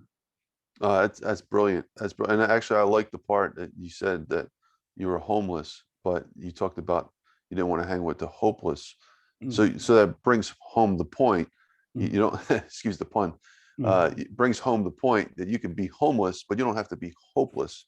Like Right. as long as you got your vision set and your mind in the right place, you can control, as you're trying to say, self-control, Right. your own destiny. Right. Thank you, Ramy. All right, Ramy, we're wrapping down to some standard questions. Figure about 1 to 2 minutes each. Oh, actually, one more. I'm sorry. Why is owning a plane so important? I learned that from Adnan. It is one. It's definitely a great way of flying. You don't have to pass through security. People come to you. You go right to the airplane. Within an hour's notice, you could be anywhere in the world. But two, it is really a great business tool. I mean, especially if I'm taking over what the Adnan's going to do. So imagine, let's say you're representing Lockheed or any major corporation. You want to do a deal in a foreign country. So who gets a deal? The guy who flies commercial and goes sees the finance minister, or you fly into the military airport and see the president of the country? Who closes the deal? So it's really, I've closed a lot of deals because the plane, it brings you to a level of respect and stuff. And that's what Adnan did. You know, people come on a plane, they sit, they feel elevated in front of greatness, because very few people have it, and they're willing to say yes to you. So it's really a powerful business tool at the end of the day. And it's a way of life that's you know, you don't have to worry about pandemics and people or airports or security, or you don't have to rush through dinner because you have to catch your flight. The plane waits for you. So it's Yeah, how does that work, Ramy? I'm sorry, I never owned yeah. my own plane. But how does, like, you get on a plane that's yours and the pilot has all this set up for you? Like, let's say you want to go from LA or to Philadelphia, where I'm at, right? Like, Mhm. you have a spot here already set up, like, you know, a landing spot. Yeah, How do so basically, the pilots are full time, so they're your employees. So all they do is just wait for their call, basically. So your pilot, co-pilots, or your flight attendants, and so you decide that you want to go somewhere. So I call them. So it's called Universal. So they call, set up the flight plan, set up your car, set up everything else. And there's services, and they're called, and through the FBO, which is where you park the plane at, there's a private section almost every airport for private planes. So they do all the flight plans, everything else for you. So all you have to do is drive, and you don't have to go through to the airport. You go through a private gate to let you in. You drive right to the car, to the Wow. airplane, and then they unload the bags, and the people at the FBO, they take your car, park your car, or if you have cars, drop you off, and you just walk on the plane. There's no security or anything else. Then when you land, same thing, cars are waiting for you, and that's it. And you go where you need to go, and they are waiting there. And then because they're your pilots, they just wait for you. You know, you tell them 9 o'clock, 10 o'clock, text them, okay, and I'll be another hour or two. So they just let the towers know, or reset the flight plan. Or I could be in the middle of the air and I'm headed to New York, but I said, you know what? Change my mind. Let's go to Paris instead. So they get You right in can the do air, that, change yeah. your flight plan, and boom, I'm somewhere else. You know, so Wow.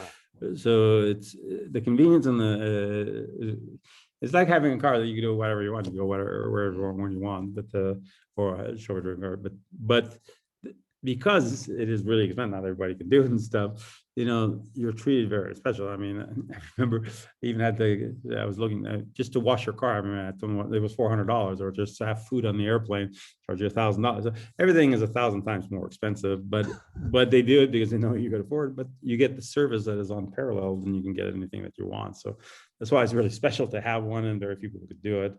I mean, just so it's good. Like, and I like a wide body job. Some people find with it, you still get the same treatment, but to have a bedroom and stuff, like when I fly somewhere, I could sleep on the plane going to Europe, you know, in my own bed, you know, and take a shower and then get ready for the, so it's really, it's just it's the biggest thing that I always want, because it definitely, not only is it a great business tool, but it's a lifestyle that is really unparalleled. You can do anything you want. You don't have to bother with anybody else. It's just but it's till you have one, you experience it, it'll blow your mind. It's just it's definitely the number one thing. If you have enough money, you need to get it. Changes your life in a lot of ways, especially if you travel a lot. Well, I'm aiming to get one, Amy, one day. Ramy, I'm sorry, one day and definitely invite you on the plane whenever I get it. So I Yeah. want a yacht though. I think of yachts are cool. I like boats. Yeah, again, like I've never been to a yacht, but a lot of people love yachts and stuff. But again, how often are you really on a yacht? Never. I would never Yeah, use it. I would just yeah. it would just sit there. But on a plane, I use it every single week. You know, yeah, I'm always going somewhere. So Yeah, that's true. Thank you, Raymond. Appreciate it. Okay. All right. Standard questions. Can one book change the world? yeah, yeah, because from that one book, you learn so much. I mean, because the basic principles are the principle, then it's up to you how to use it, and then you change it. So, you know, and if it spreads enough, I mean, I think Think and Grow Rich has changed the world a lot. It's made more millionaires and made a lot of things happen for. So it does change a lot of things. I mean, if it affects like FDR, some of the great leaders that read it, you know, and then they can, you know, give out that information and do better things because of that one book. It does affect actually the world, you know, different countries and stuff. I mean, America is a perfect example. I mean, the Declaration of Independence and everything else, you know, Mastermind Group, what they did and how they fought it was all the same principle, and we became the most powerful nation in the world, and we've affected the world in such a way that you can't describe what America has done. No, that's brilliant. That's brilliant. I agree with you 100%. Um, what role has networking played in your life? Getting to know people and stuff. Yeah. A lot. I mean, you need people and you can't do it all alone. So I talk to a lot of people. My Rolodex has over 7,000 numbers and stuff. Wow. So networking is very important because there's different things you want to achieve, and there's always other people that needs to help you along the way. And also, I don't have the specialized knowledge of technology and stuff. So every time I have a business, and I get to know people that can execute on what I want. And so networking is very important. Would you have been able to be as successful without your network? Let's go back to when you were 12. You stripped the network Yeah, from well, yourself. again, it's limited success, but again, I had no network, so you can build a network, but you do have to build people. I mean, you can't do it alone. What am I going to do alone? And it is true in business, you know, you have to use leverage of the people's cash and stuff like that, and all that is building network of people who trust you and willing to back your ideas and things. So it helps. I mean, you want to get in the door to make something happen. I mean, just like you don't even know where your network is going to come, like with EV Mobility, my new company. I mean, how I got into the biggest REIT was because I knew Donald Sterling for 20 years, and they've been trying to this Brookfield try to buy his properties all the time. I had dinner with him one night as Brookfield was pitching to sell his property, so I got to meet the chairman. That was years ago. I didn't know I'd ever need to, but I had him in a Rolodex. Had dinner with him once 4 or 5 years ago, and now I launched a company that needs to go into buildings. I called him up, and the chairman, of course, he opened up and I'm in a lot of his properties. So it's good to network. You don't know how the person is, but to know as many people as possible, because one day it might work for you. This may sound like a silly question, just to dismiss it though. Like, let's assume you had no network and you were not building a network to go from that point to a billionaire status. Would you say it would be impossible without getting a network, without building connections to other people that can help you? Can one Even man, on can your one own, person be an island? even if you create a great app or Twitter or something, you had to go into Silicon Valley and get the people to take it public, you know, the bankers and stuff like that. So I don't know how you don't do it without other people being involved. I mean, you generate money because so many people are involved. I mean, everything from bankers to other people. So you gotta have a great idea and stuff, but how do you get it to market? How do you monetize it? You Right. know, you just can't do it yourself if you have nothing. Yeah, and this question I like to ask the people in regards to this, which follows right where you're at. Let's say you got the next Michael Jackson standing on the corner right now. He's got not even 2 dimes to rub together. Mhm. He's there, he's great, but no one knows him. And Yeah. until he finds somebody Yeah, if it to wasn't for share, Barry Gordy, he'd still be just standing in the corner. So again, he needed a network. He had Motown, who put him out there, created records, got him managers toward him. So again, if Michael Jackson had nobody to help him, he'd just be sitting in the corner, singing. Yeah, there's a lot of great talents who still sings at bars here and there, but because they don't have the right people behind them, that talent will never be discovered. And so you need the right people to get you to the next level. that is a perfect response. And there's a lot of knowledge what you said, folks. this is what I think the common person doesn't understand. You're going to need to make the right connections at some point, folks. Like, talking to the audience now, if you guys, you want to start, you want to be successful, you got to go out there and find the right people, or you can never really take it to the next level. So to follow up with that question, Ramy, is mentoring important? The mentors are a part of the network, and who are some of your mentors? Yeah, luckily, Think and Grow Rich was my biggest mentor. I mean, my other big mentor was definitely Adnan Khashoggi, but it's interesting. You can look at, because what you want is to achieve so much greatness and stuff, and then very few people do. It's amazing. You could be your own mentor. I mean, if you learn the things and stuff and you reflect, our mind, like I said, what Einstein created and a lot of great people, came from his own mind. So if you look towards connecting with the leaders, or just understanding or reading or watching or paying attention, that's enough. You don't need to have one person as a mentor or one guy. There's a couple of people I mentor and stuff because I see greatness in them and stuff. It's not that necessary if you really believe in yourself and you pay attention. There's so much information is available, like today on the internet or shows. Those could be your inspiration and mentorships. I mean, you don't have to live some of the things, and you can learn so much, different documentaries and stuff like that, different ways people to achieve things, and then you can just absorb it and kind of teach yourself. So yeah, but some people might need that mentoring to listen to a live person and stuff, or to change or shift your life. And that was a very important part, to shift my thinking into the billion status or being a world citizen more than stuff. So it was important for me to learn that part of it from him. But today I can't. I guess I've gotten to a level to where I've been in so many rooms, so many negotiations, dealt with so many people. I don't think, I don't brag about very much, but I think I'm the best business person there ever was at this point. And because I've been up against so many people and I've beat them every single time, and I've achieved things that most of these people I have not achieved. So I'm at a point where, I hate to brag about it because I usually don't, but I don't think, I still learn every day by paying attention about everything, but I don't think there's one person that can sit there. I might grasp something about, like, every person I know, if it's Carlyle or Ron Burkle or any of the, I look at them and I take the best of them and make it part of me. And I ignore all the negatives. So I find out what not to do, what to do because of what they are as an example, as a person. But there's nothing very few that they say. I get just see what they do and then take always the best part of it. Best part of Adnan, best part of anybody that I met. But even Hugh Hefner, I mean, he had his thing where he was revolutionary in the 60s, sexual revolution. He changed the things, but I also learned even simple things like if I was going to launch a podcast and stuff, same, I also knew Larry Flint, who owned Hustler. They both launched a magazine because one, you haven't had Marilyn Monroe in our first edition to make a big bang, and Larry and Flint had Jackie O's pictures, so he launched really big and made a big noise. So you can learn little things like that. Okay, so if you're going to do something, do the first one really big. Monster, the job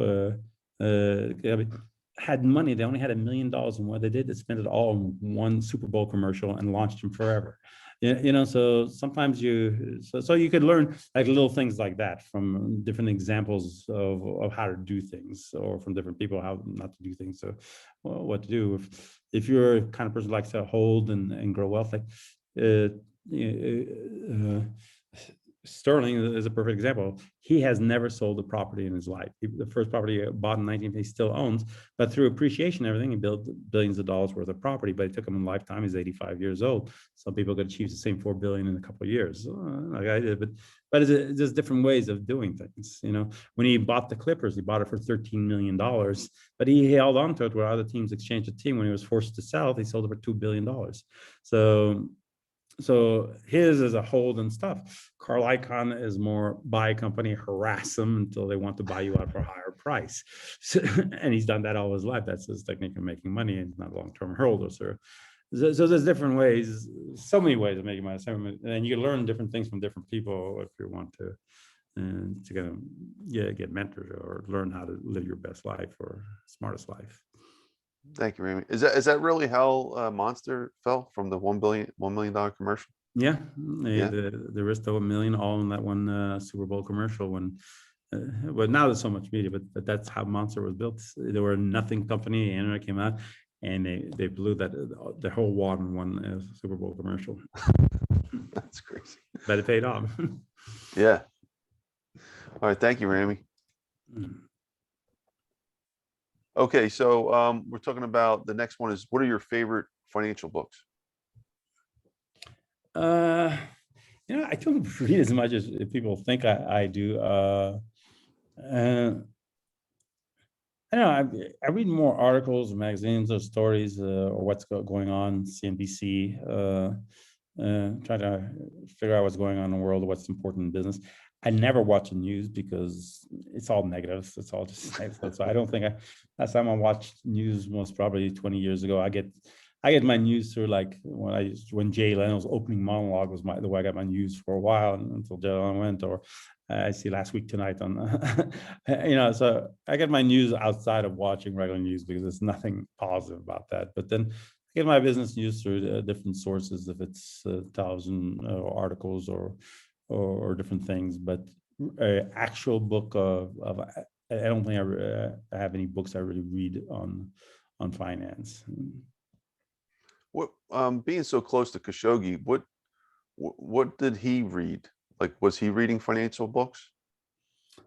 Yeah, not really. I think he learned through a lot for experience. Again, he started out also broke. He went to Berkeley. His father sent him from Saudi to Berkeley, and he built it. So when he did the first deal for his couple students and their fathers, and built a fortune doing that. So I think again he was paying more attention to what was going on the needs of third world countries and stuff, and he just so. I don't remember, and in the 8 years, I don't remember seeing him reading anything. But he might have when he was privately and stuff. But he paid attention to everything, and so he paid attention to everything that was going on in the world. So he was very, he knew pretty much about subject about pretty much everything. Very curious, very aware. Yeah. Right. Thank you. Okay. All right. Do we need money to survive? Yeah, of course you need money to survive. I mean, how are you going to eat and everything else? It's hard asking a billionaire, do you need money to survive? It's such an obvious question, but you got to understand, Ramy, some of the audience, they don't completely understand that idea. And there are a lot of people out there that actually think money is evil. So They don't have it. Yeah. So and they see movies of organized crime and what people do to get it, and cheating people and stuff like that. They don't see the hard work or what it takes to make honest dollar, and what it does to create, how it moves the economy and how it creates jobs, how it consumers creates companies, advances technology, advances medicine, all that. It all takes money. And so money is definitely what greases everything. So when they look at it as evils because they don't have it, or they've been cheated, or they see people take advantage, they don't understand what money is, or the concept of money. And it helps. There's another side to it. It creates good as well. Yeah, it does. Creates more good than bad. It's just people pay attention, like the news, to the bad things instead of the good things. Yeah. Thank you, Ramy. Okay, and is finance necessary for everyone? Finance, the science of finance.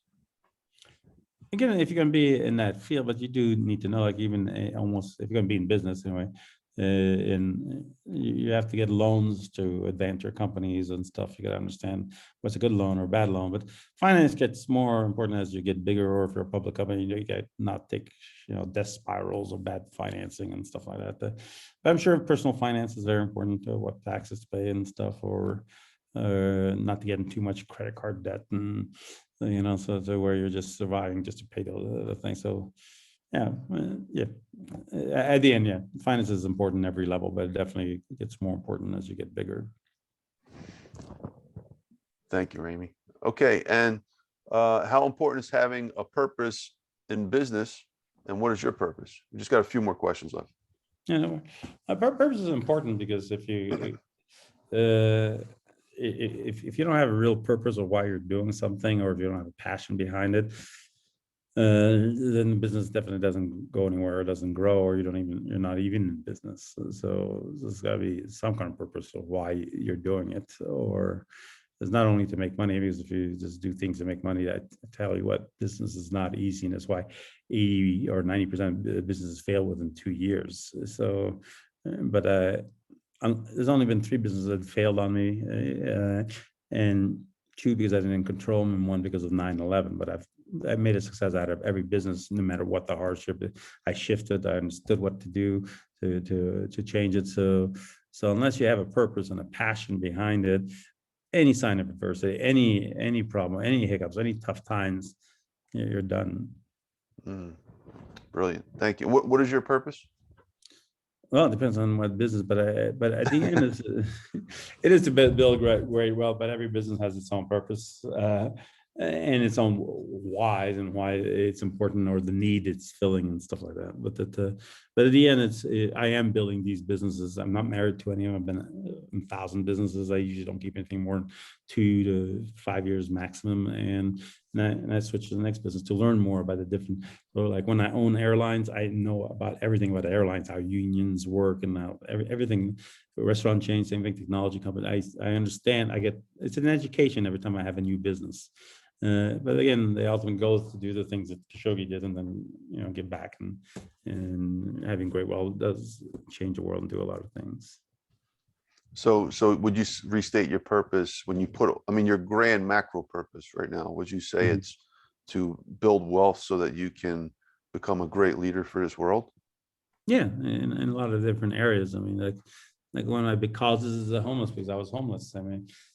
I see myself, and it won't be too long from now, I'm going to buy a whole city that can house 300,000 people, and build a whole city, and bring all the homeless people there, and get them educated, and change the way they think and stuff. So, and solve the homeless problem of the U.S. And all it takes is 300,000 people. You don't have any more homeless people. But if you re-educate them, change the way they think, give them jobs, and that city alone will create jobs itself and stuff, and people will volunteer their time. The doctors will volunteer certain things to help these people. So that's just one purpose, and that takes money to do. And then people will jump. If you started and ignited and spend the initial money, then the rest of the money will come in, because it's a great purpose that people will care about. Yeah, I've heard you talk about that project before. I think that's super cool. So yeah. But that's gonna take a lot of it, because you really, at first they'll resist it because they're comfortable being in their Skid Row and stuff like that. But once you for them, then they see what they get different, like a second chance city that get them ready to go back into real society and stuff like that. So I think it's because I was homeless, so I know what it's like, and I know how they think and stuff. So I think I can make a big difference. That would change so many people's lives for a very long time, and I think that gives back a lot. But then there's a lot of other parts of the world and things that I could do that help. Water shortage is such a huge problem. People are just dying in Africa for water. Just bring water into Africa. There's so many things that you can do that gives back and makes a difference. I have a secondary question for you. This is just out of the whim here. Tying back what you were saying before, and please don't get insulted by this. I'm just trying to figure out something I always thinking about. Like if let's say you achieve your goals, right? Let's say you eliminate homelessness in the whole world, and we feed all the poor. We give them all the food too. They got food, they got shelter. The whole world is equal with America. Let's say, right. Has the same wealth level now, right? Yeah. And going back to your other point, how many immigrants are generally smarter, not so much smarter, but more ambitious, and usually are the ones that take control of businesses because they know they've been struggling. Well, if we strip the struggle from humanity, what's our future? Yeah, but with this, you're not stripping struggle, because right now, these homeless people have struggled for so long. Yeah. So they've done the struggling. So now you're getting them back, getting them off the drugs, or getting them re-educated, getting them back to a belief system, because you could teach what we're talking about, show them all the principles of Napoleon Hill, get them back to believing in themselves. And some great leaders might come out of it, because they've struggled so much and suffered so much. They have a lot more to prove to the world when they do come out of that than it's somebody who weren't homeless, that didn't suffer as much as they have. So I don't view it as just making it easy and giving them something, but that's why I'm saying they're going to have jobs there. They're going to have to learn. They're going to have to do a lot of things, but you have to get them healthier, get them a different mindset, and they're too spread out. If you bring them all to one place, that they can like and build a city, it'd be kind of really interesting what will happen. But yeah, I'm not saying give people that are capable. I wouldn't give anybody in America money just for nothing at all. I mean, there's so many opportunities here in America. And even if you're right, you just have to change your mindset. If you're not willing to do the work yourself, I mean, you just have no how many ideas people approach me for money all the time, and it's just like, why? People say, oh, you should give it me because you have it. So you have so much money. What's it to you and stuff? I said, that's not the right response and stuff. What are you giving for like this? It's They almost so. forget you're human when they say stuff like that. It's like, do you know you're talking to a live person? Like, I have feelings too. Yeah. And then I also, you're so lucky to have all this. Luck has nothing to do with it. It's luck. I have good luck, bad luck. I still make it happen. So you do a disservice by me giving it to them. And I've seen a lot of people, oh, I'm going to suffer and all that, but I don't see suffering as a bad thing. You learn when you suffer, so let them suffer. They always find a way. And even if I say no, they end up being okay. They say, "Oh, this is my last hope. I got to pay this, I got to pay that," and I say no. And 3-4 months, they're still around. They find a way. So you really don't do a favor by just giving it to them. I like helping people. Like my assistant, Heinrich, who was a really good guy. I met him. He was a valet at the Marriott for 12 years. He had a wife and 2 kids living in 1-bedroom apartment. He came and he didn't ask for money. He just said, Ramy, I'm willing to quit the job and just work with you. And the way he approached it and everything else, he's now worked for me for 5-6 years. He saw a witness when I also had down out, but he believed in me. And now he's a millionaire, and he did it on his own, and it worked because I didn't give it to him. He did it on his own, and he worked hard. And he is from Slovakia, so he was willing to give up his secure job that supported his family, a wife and 2 kids, to no job, and hoping that if he worked with me, he'd be able to do something, and he did, and now he has. Well, he's got his first million. He'll make more. But if I'm going from a valet making minimum wage and living on tips at the Marriott Hotel 5 years later to have $1 million in your bank, wow, is a good accomplishment for somebody. Just paying attention and learning, and not just asking to be given. It is like the old saying: you give somebody a fish, you feed them for a day. You show them how to fish, they eat for a lifetime. So that's brilliant. Thank you, Ramy. Appreciate that. Okay, 2 more questions left. What would you like to accomplish in the next 10 years or so, and why? And you already hinted at this, but if you can summarize that, maybe a minute or 2. Yeah, like I said, I have no idea what 10 years is going to look from because most of my businesses I'm in, I don't even know till that day or what I'm doing. I do have a big goal in 10 years of where I'm going to be and what I'm going to accomplish. And that is definitely on a world stage, and it's going to be really big. How I get there, I'm still planning it out, and things are going to happen that will propel me to different areas and stuff. And I already know that a lot of things, but there's a lot of things that I can't really reveal right now that I can. But it is definitely going to be, the world will know my name in not too long. Any more books in the works, movies, any of those kind of things? Maybe, like I say, a couple more books as I go along if I have time. Some people will propose to do a movie of my life after reading the book and stuff, but those are really small things. Again, I think so much bigger. When I think about movies, like when I was even down and out, I went after to buy Universal for $18 billion. Wow. And I raised the $18 billion in the 30 days I promised to do it, and almost bought Universal, but I was beat up because MDC, long story, was Marvin Davis and stuff. But so when I think of a movie, I want to buy a studio it's a real business. So I think differently. I don't think of making one movie or things, but whatever I do, I know I have a limitless expansion of what I think I can accomplish. So whatever it is really going to be big, because at this level, I'm thinking a lot bigger, and I'm not even really. I just started, like I said, making up for lost time. And I have to tell you, a funny moment that I just cracked up laughing is I turned 60 on May 23rd. And congratulations. Oh, May 23rd. Oh, yeah, well, it was just last May, and I got a letter from the government that you can retire an hour early and get $1,200 a month. I just started cracking up laughing. Like, I got a letter, I got to retire now, $1,200 a month, and I just started really kicking ass. And so I started to reconquer the world. So a lot of people, and realized a lot of people would take it and retire at $1,200 a month and let the government take care of them the rest of their lives. But I should frame that letter too, because that was. It just, I don't know, I just find it so ironic. It was so funny. I got a letter that I could retire with $1,200 a month if I would decide to. Yeah, imagine that. What would you buy with that? No, I was even buy dinner, but yeah, your level, right? One buy dinner. That's funny. All right, so thank you. One more question left, and then we'll wrap up. What would you like to be your legacy to this world? That's a hard one.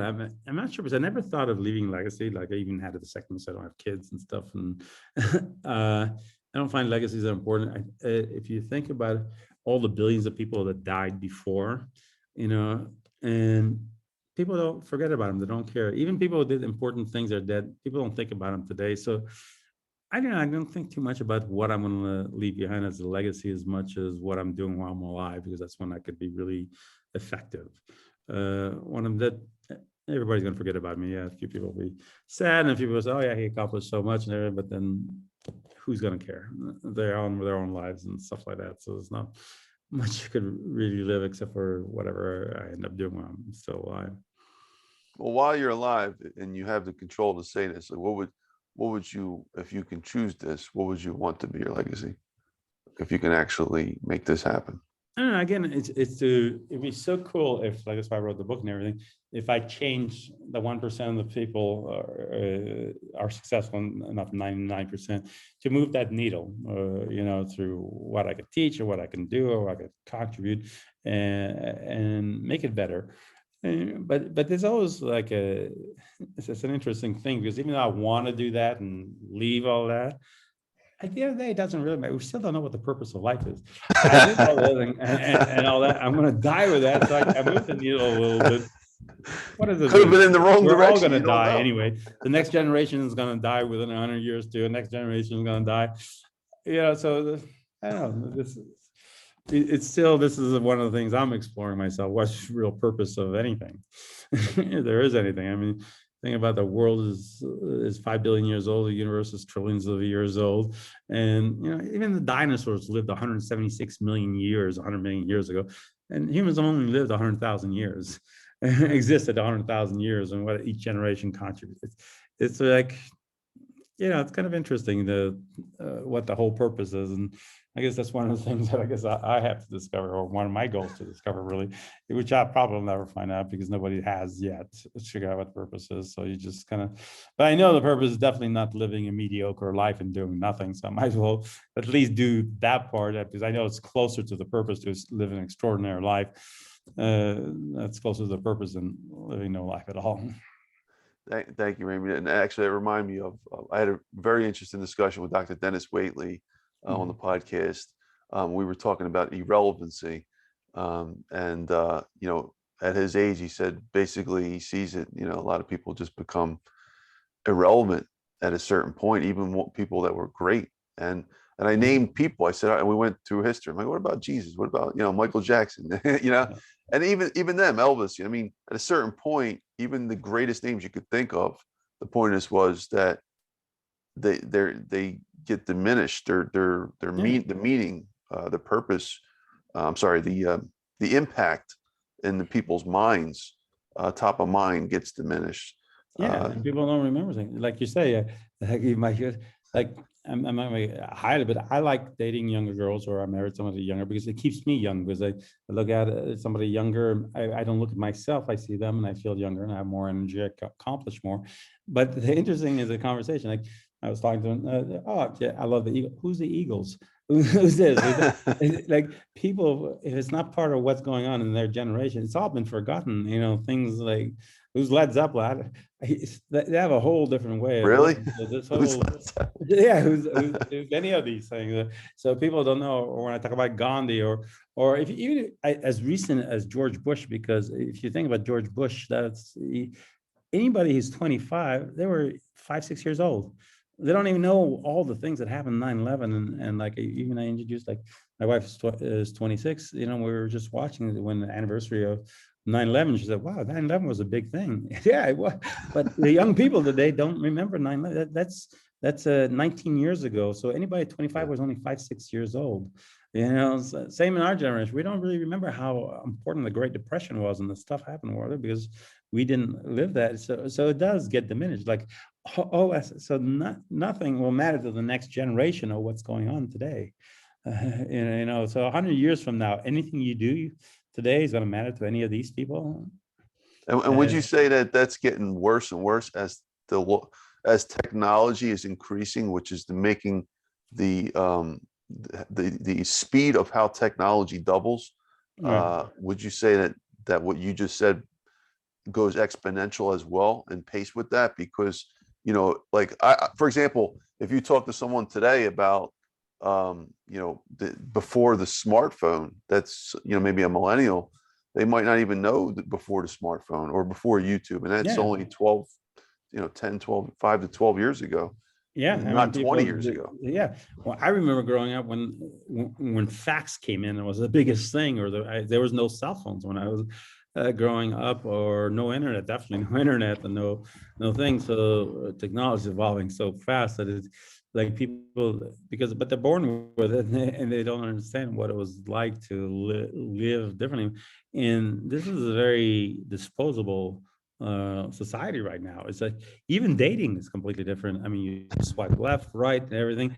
You don't even work at a relationship because if the guy doesn't pisses you off or anything, that's it. You end it. You swipe right, you're off to the person.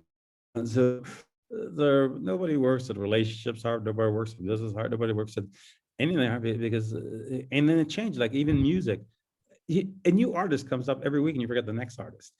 I mean, it's like the artists of 5 years ago, nobody, the Z generals don't know any of them, even just 5 years ago, or the new technology. I mean, first it's Twitter, then Instagram, now TikTok, and first it was MySpace, and now nobody remembers MySpace. Now it's Facebook. Facebook will be gone too. What it moves really quickly and changes, and people are learning the things, and they forget and they don't care and didn't have to work hard for any of it. So it's introduced to them, and it's really amazing how the marketing works too, with all the internet and stuff. I mean, I looked at one thing one time because something about, and they follow you. They market that exact same thing. And I saw a really interesting program how they know what every single person, and everybody's on young people on social media. They warp the way you think, and they bring you to where they can market and make money and stuff like that. So they're not thinking on their own. They're affected, and they try to live by what everybody looks like on Instagram, or live those lives and stuff. And so it's really interesting. So I think a lot of this technology kind of rob people out of being individuals and doing the things that they need to do, and they're trying to be what they think they should be because of what's been presented on social media and things. It's kind of probably be interesting, but I have a funny feeling. I don't know what's going to be, but something drastic and bad is going to happen that's going to wake everybody up and change things. I don't know when or what's going to be or what it is, but it's something definitely like the Great Depression when it happened, or something that changed the world, or the World War II that made America super. Something has to happen that is so drastic and bad that it'll look like the worst thing in the world, but I think it'll improve human being, or improve what's going on by a lot. But I don't know when or what it is, but it's going to have to be something that is really something massive. It can't be just a coronavirus that lost a few people in home and stuff. It's going to be really interesting what it is. But again, I wouldn't look at it as bad. I will look at it as a world-changing event and stuff, or that changed the direction. Because again, I don't see how the exact direction we're going builds any leaders or makes anybody any better. I don't know. Maybe that's my opinions, but I hang around a few generation people, and I look at them and I see what they talk about and what they care about. and I hire enough people, and I just see it's just not the same as they were when I grew up, or when you read Think and Grow Rich, or you read about what Henry Ford did, or some of these great industrialists, or what they did to the nation. So it's not the same people as they were, because again, too easy to control, so maybe too much information makes. I don't know. Yeah, you're asking questions. Such a deep conversation. No, it's great, Ramy. I like it. Yeah, it'll be interesting, but I don't worry too much about it, because I have my goals. I just focus on what I need to do. Then I'll just have to use what's out there. So I just view those people as my consumers that'll propel me to what I want. So that everybody wants to be in electric vehicles and EVs and stuff. Great, I'll supply Teslas and make it so they don't want to own cars anymore. They want the responsibility. Great, I give them a Tesla. They can use it anytime with an app. So I'll use what's going on. Or I use coronavirus. I built a huge logistics company because everybody needs delivery and stuff like that. So I take the negatives, and I don't. That's why I say bad luck, good luck, it doesn't matter. You might as well then see what's going on. Don't fight it. I mean, why resist it? Just find the opportunities in it that propels what you need out of life, or what you want to do, because you won't change these people's mind or change what's going to go on. So take the time and take advantage, find the opportunities in it. I got into rideshare rental because I saw Carlyle bought $500 million into Lyft. So I said, rideshare is really big. Let me get into that space. So you might as well find those names, see what's going on, and just take advantage of it instead of being frustrated with it, because I could sit there and complain about it, but it's not gonna change anything. So that just is a testament to your mentality. I mean, you always have a positive outlook. You're an opportunist. Like, all right, I can't control these things, but successful entrepreneurs need to think this way. All right, what can I control? What can I make good from this? So that's the right way of thinking. I agree with you, Ramy. Yeah, even dating, like all these guys, I just see guys complain about all these younger generations and stuff like that. It's like, the good thing is all these young girls are willing to date older now, because all the young guys are worthless. They're playing games all the time and everything else. They're looking for more. So this is the best time to be older in the history of time, because you get to date younger. So you can even look at that as a positive. So let these guys. So there's a lot of opportunities in everything. So I'm just saying you could look at the good out of the bad that's out there, and then make it part of your life that makes it better. That's awesome, Ramy. Thank you. All right, Ramy, we're going to wrap up right now. I want to thank you. Appreciate you being here. And very honored to have you here, sir. Definitely looking forward to having you on Clubhouse next week. Folks, if you're watching this before this, you might be watching this 100 years from now. I don't know. But if you're watching this on January 6th between January 6th and January 14th, 2022, you're in luck, because you can see him hear him on Clubhouse. We're gonna have a great show. My Friday night show will be there between 7 and 9 p.m. Eastern time. We'll have tons of people there, so come check us out on the app called Clubhouse. Other than that, again, thank you, Ramy, and I want to leave the floor to you to say anything you want. If you want to pitch, you want to tell about your new projects, books, whatever you want to talk about, Ramy, the floor is yours, sir.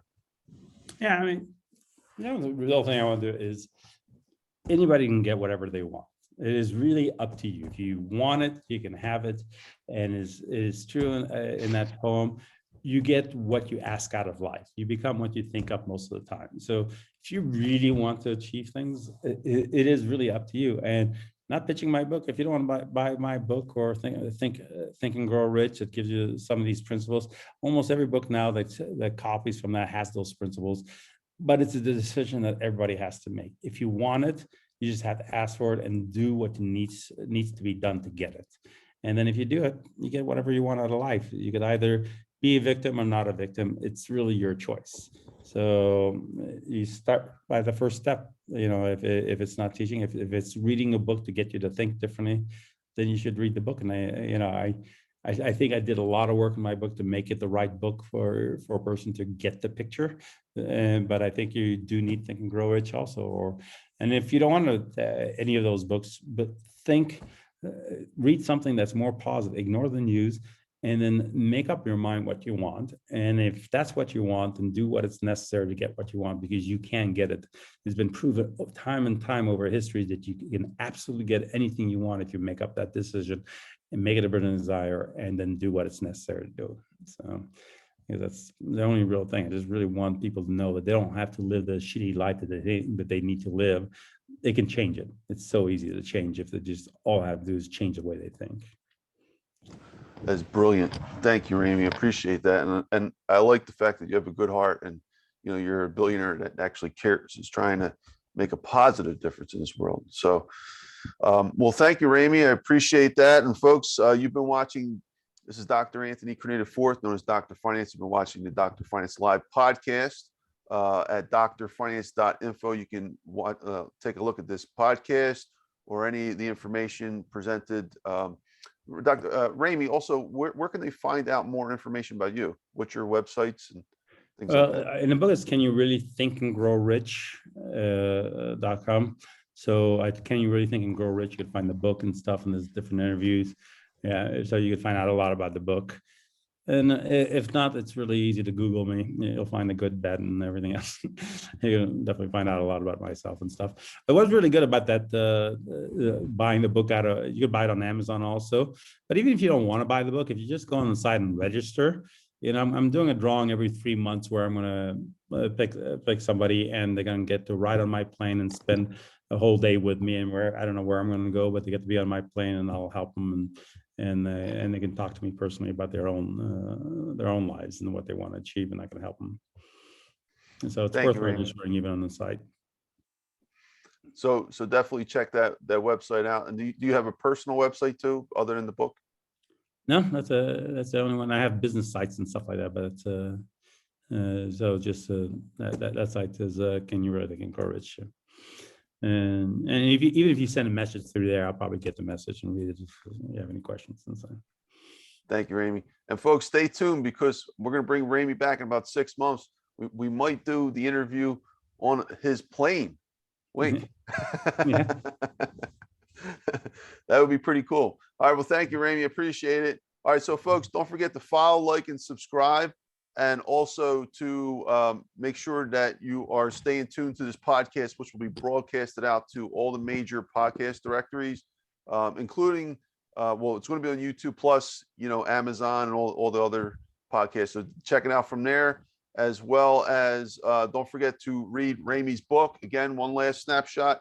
It's called Can You Really Think and Grow Rich? Keys to Unlock an Extraordinary Life, as well as my books. If you want to start with them, it would be The Necessity of Finance. I wrote that about 10 years ago for my finance students. And then I moved into The Most Important Lessons in Economics and Finance. And then finally, the big book, The Survival of the Richest, which parlayed a lot of those conclusions into a lot of more conclusions, kind of talking about deep stuff like we're talking about, Ramy. So I think you would actually enjoy that a lot. So with that said, folks, and I'm going to send you a copy, by the way. So thank you. Thank you again, folks. We'll see you on the next episode. Bye-bye now. Bye.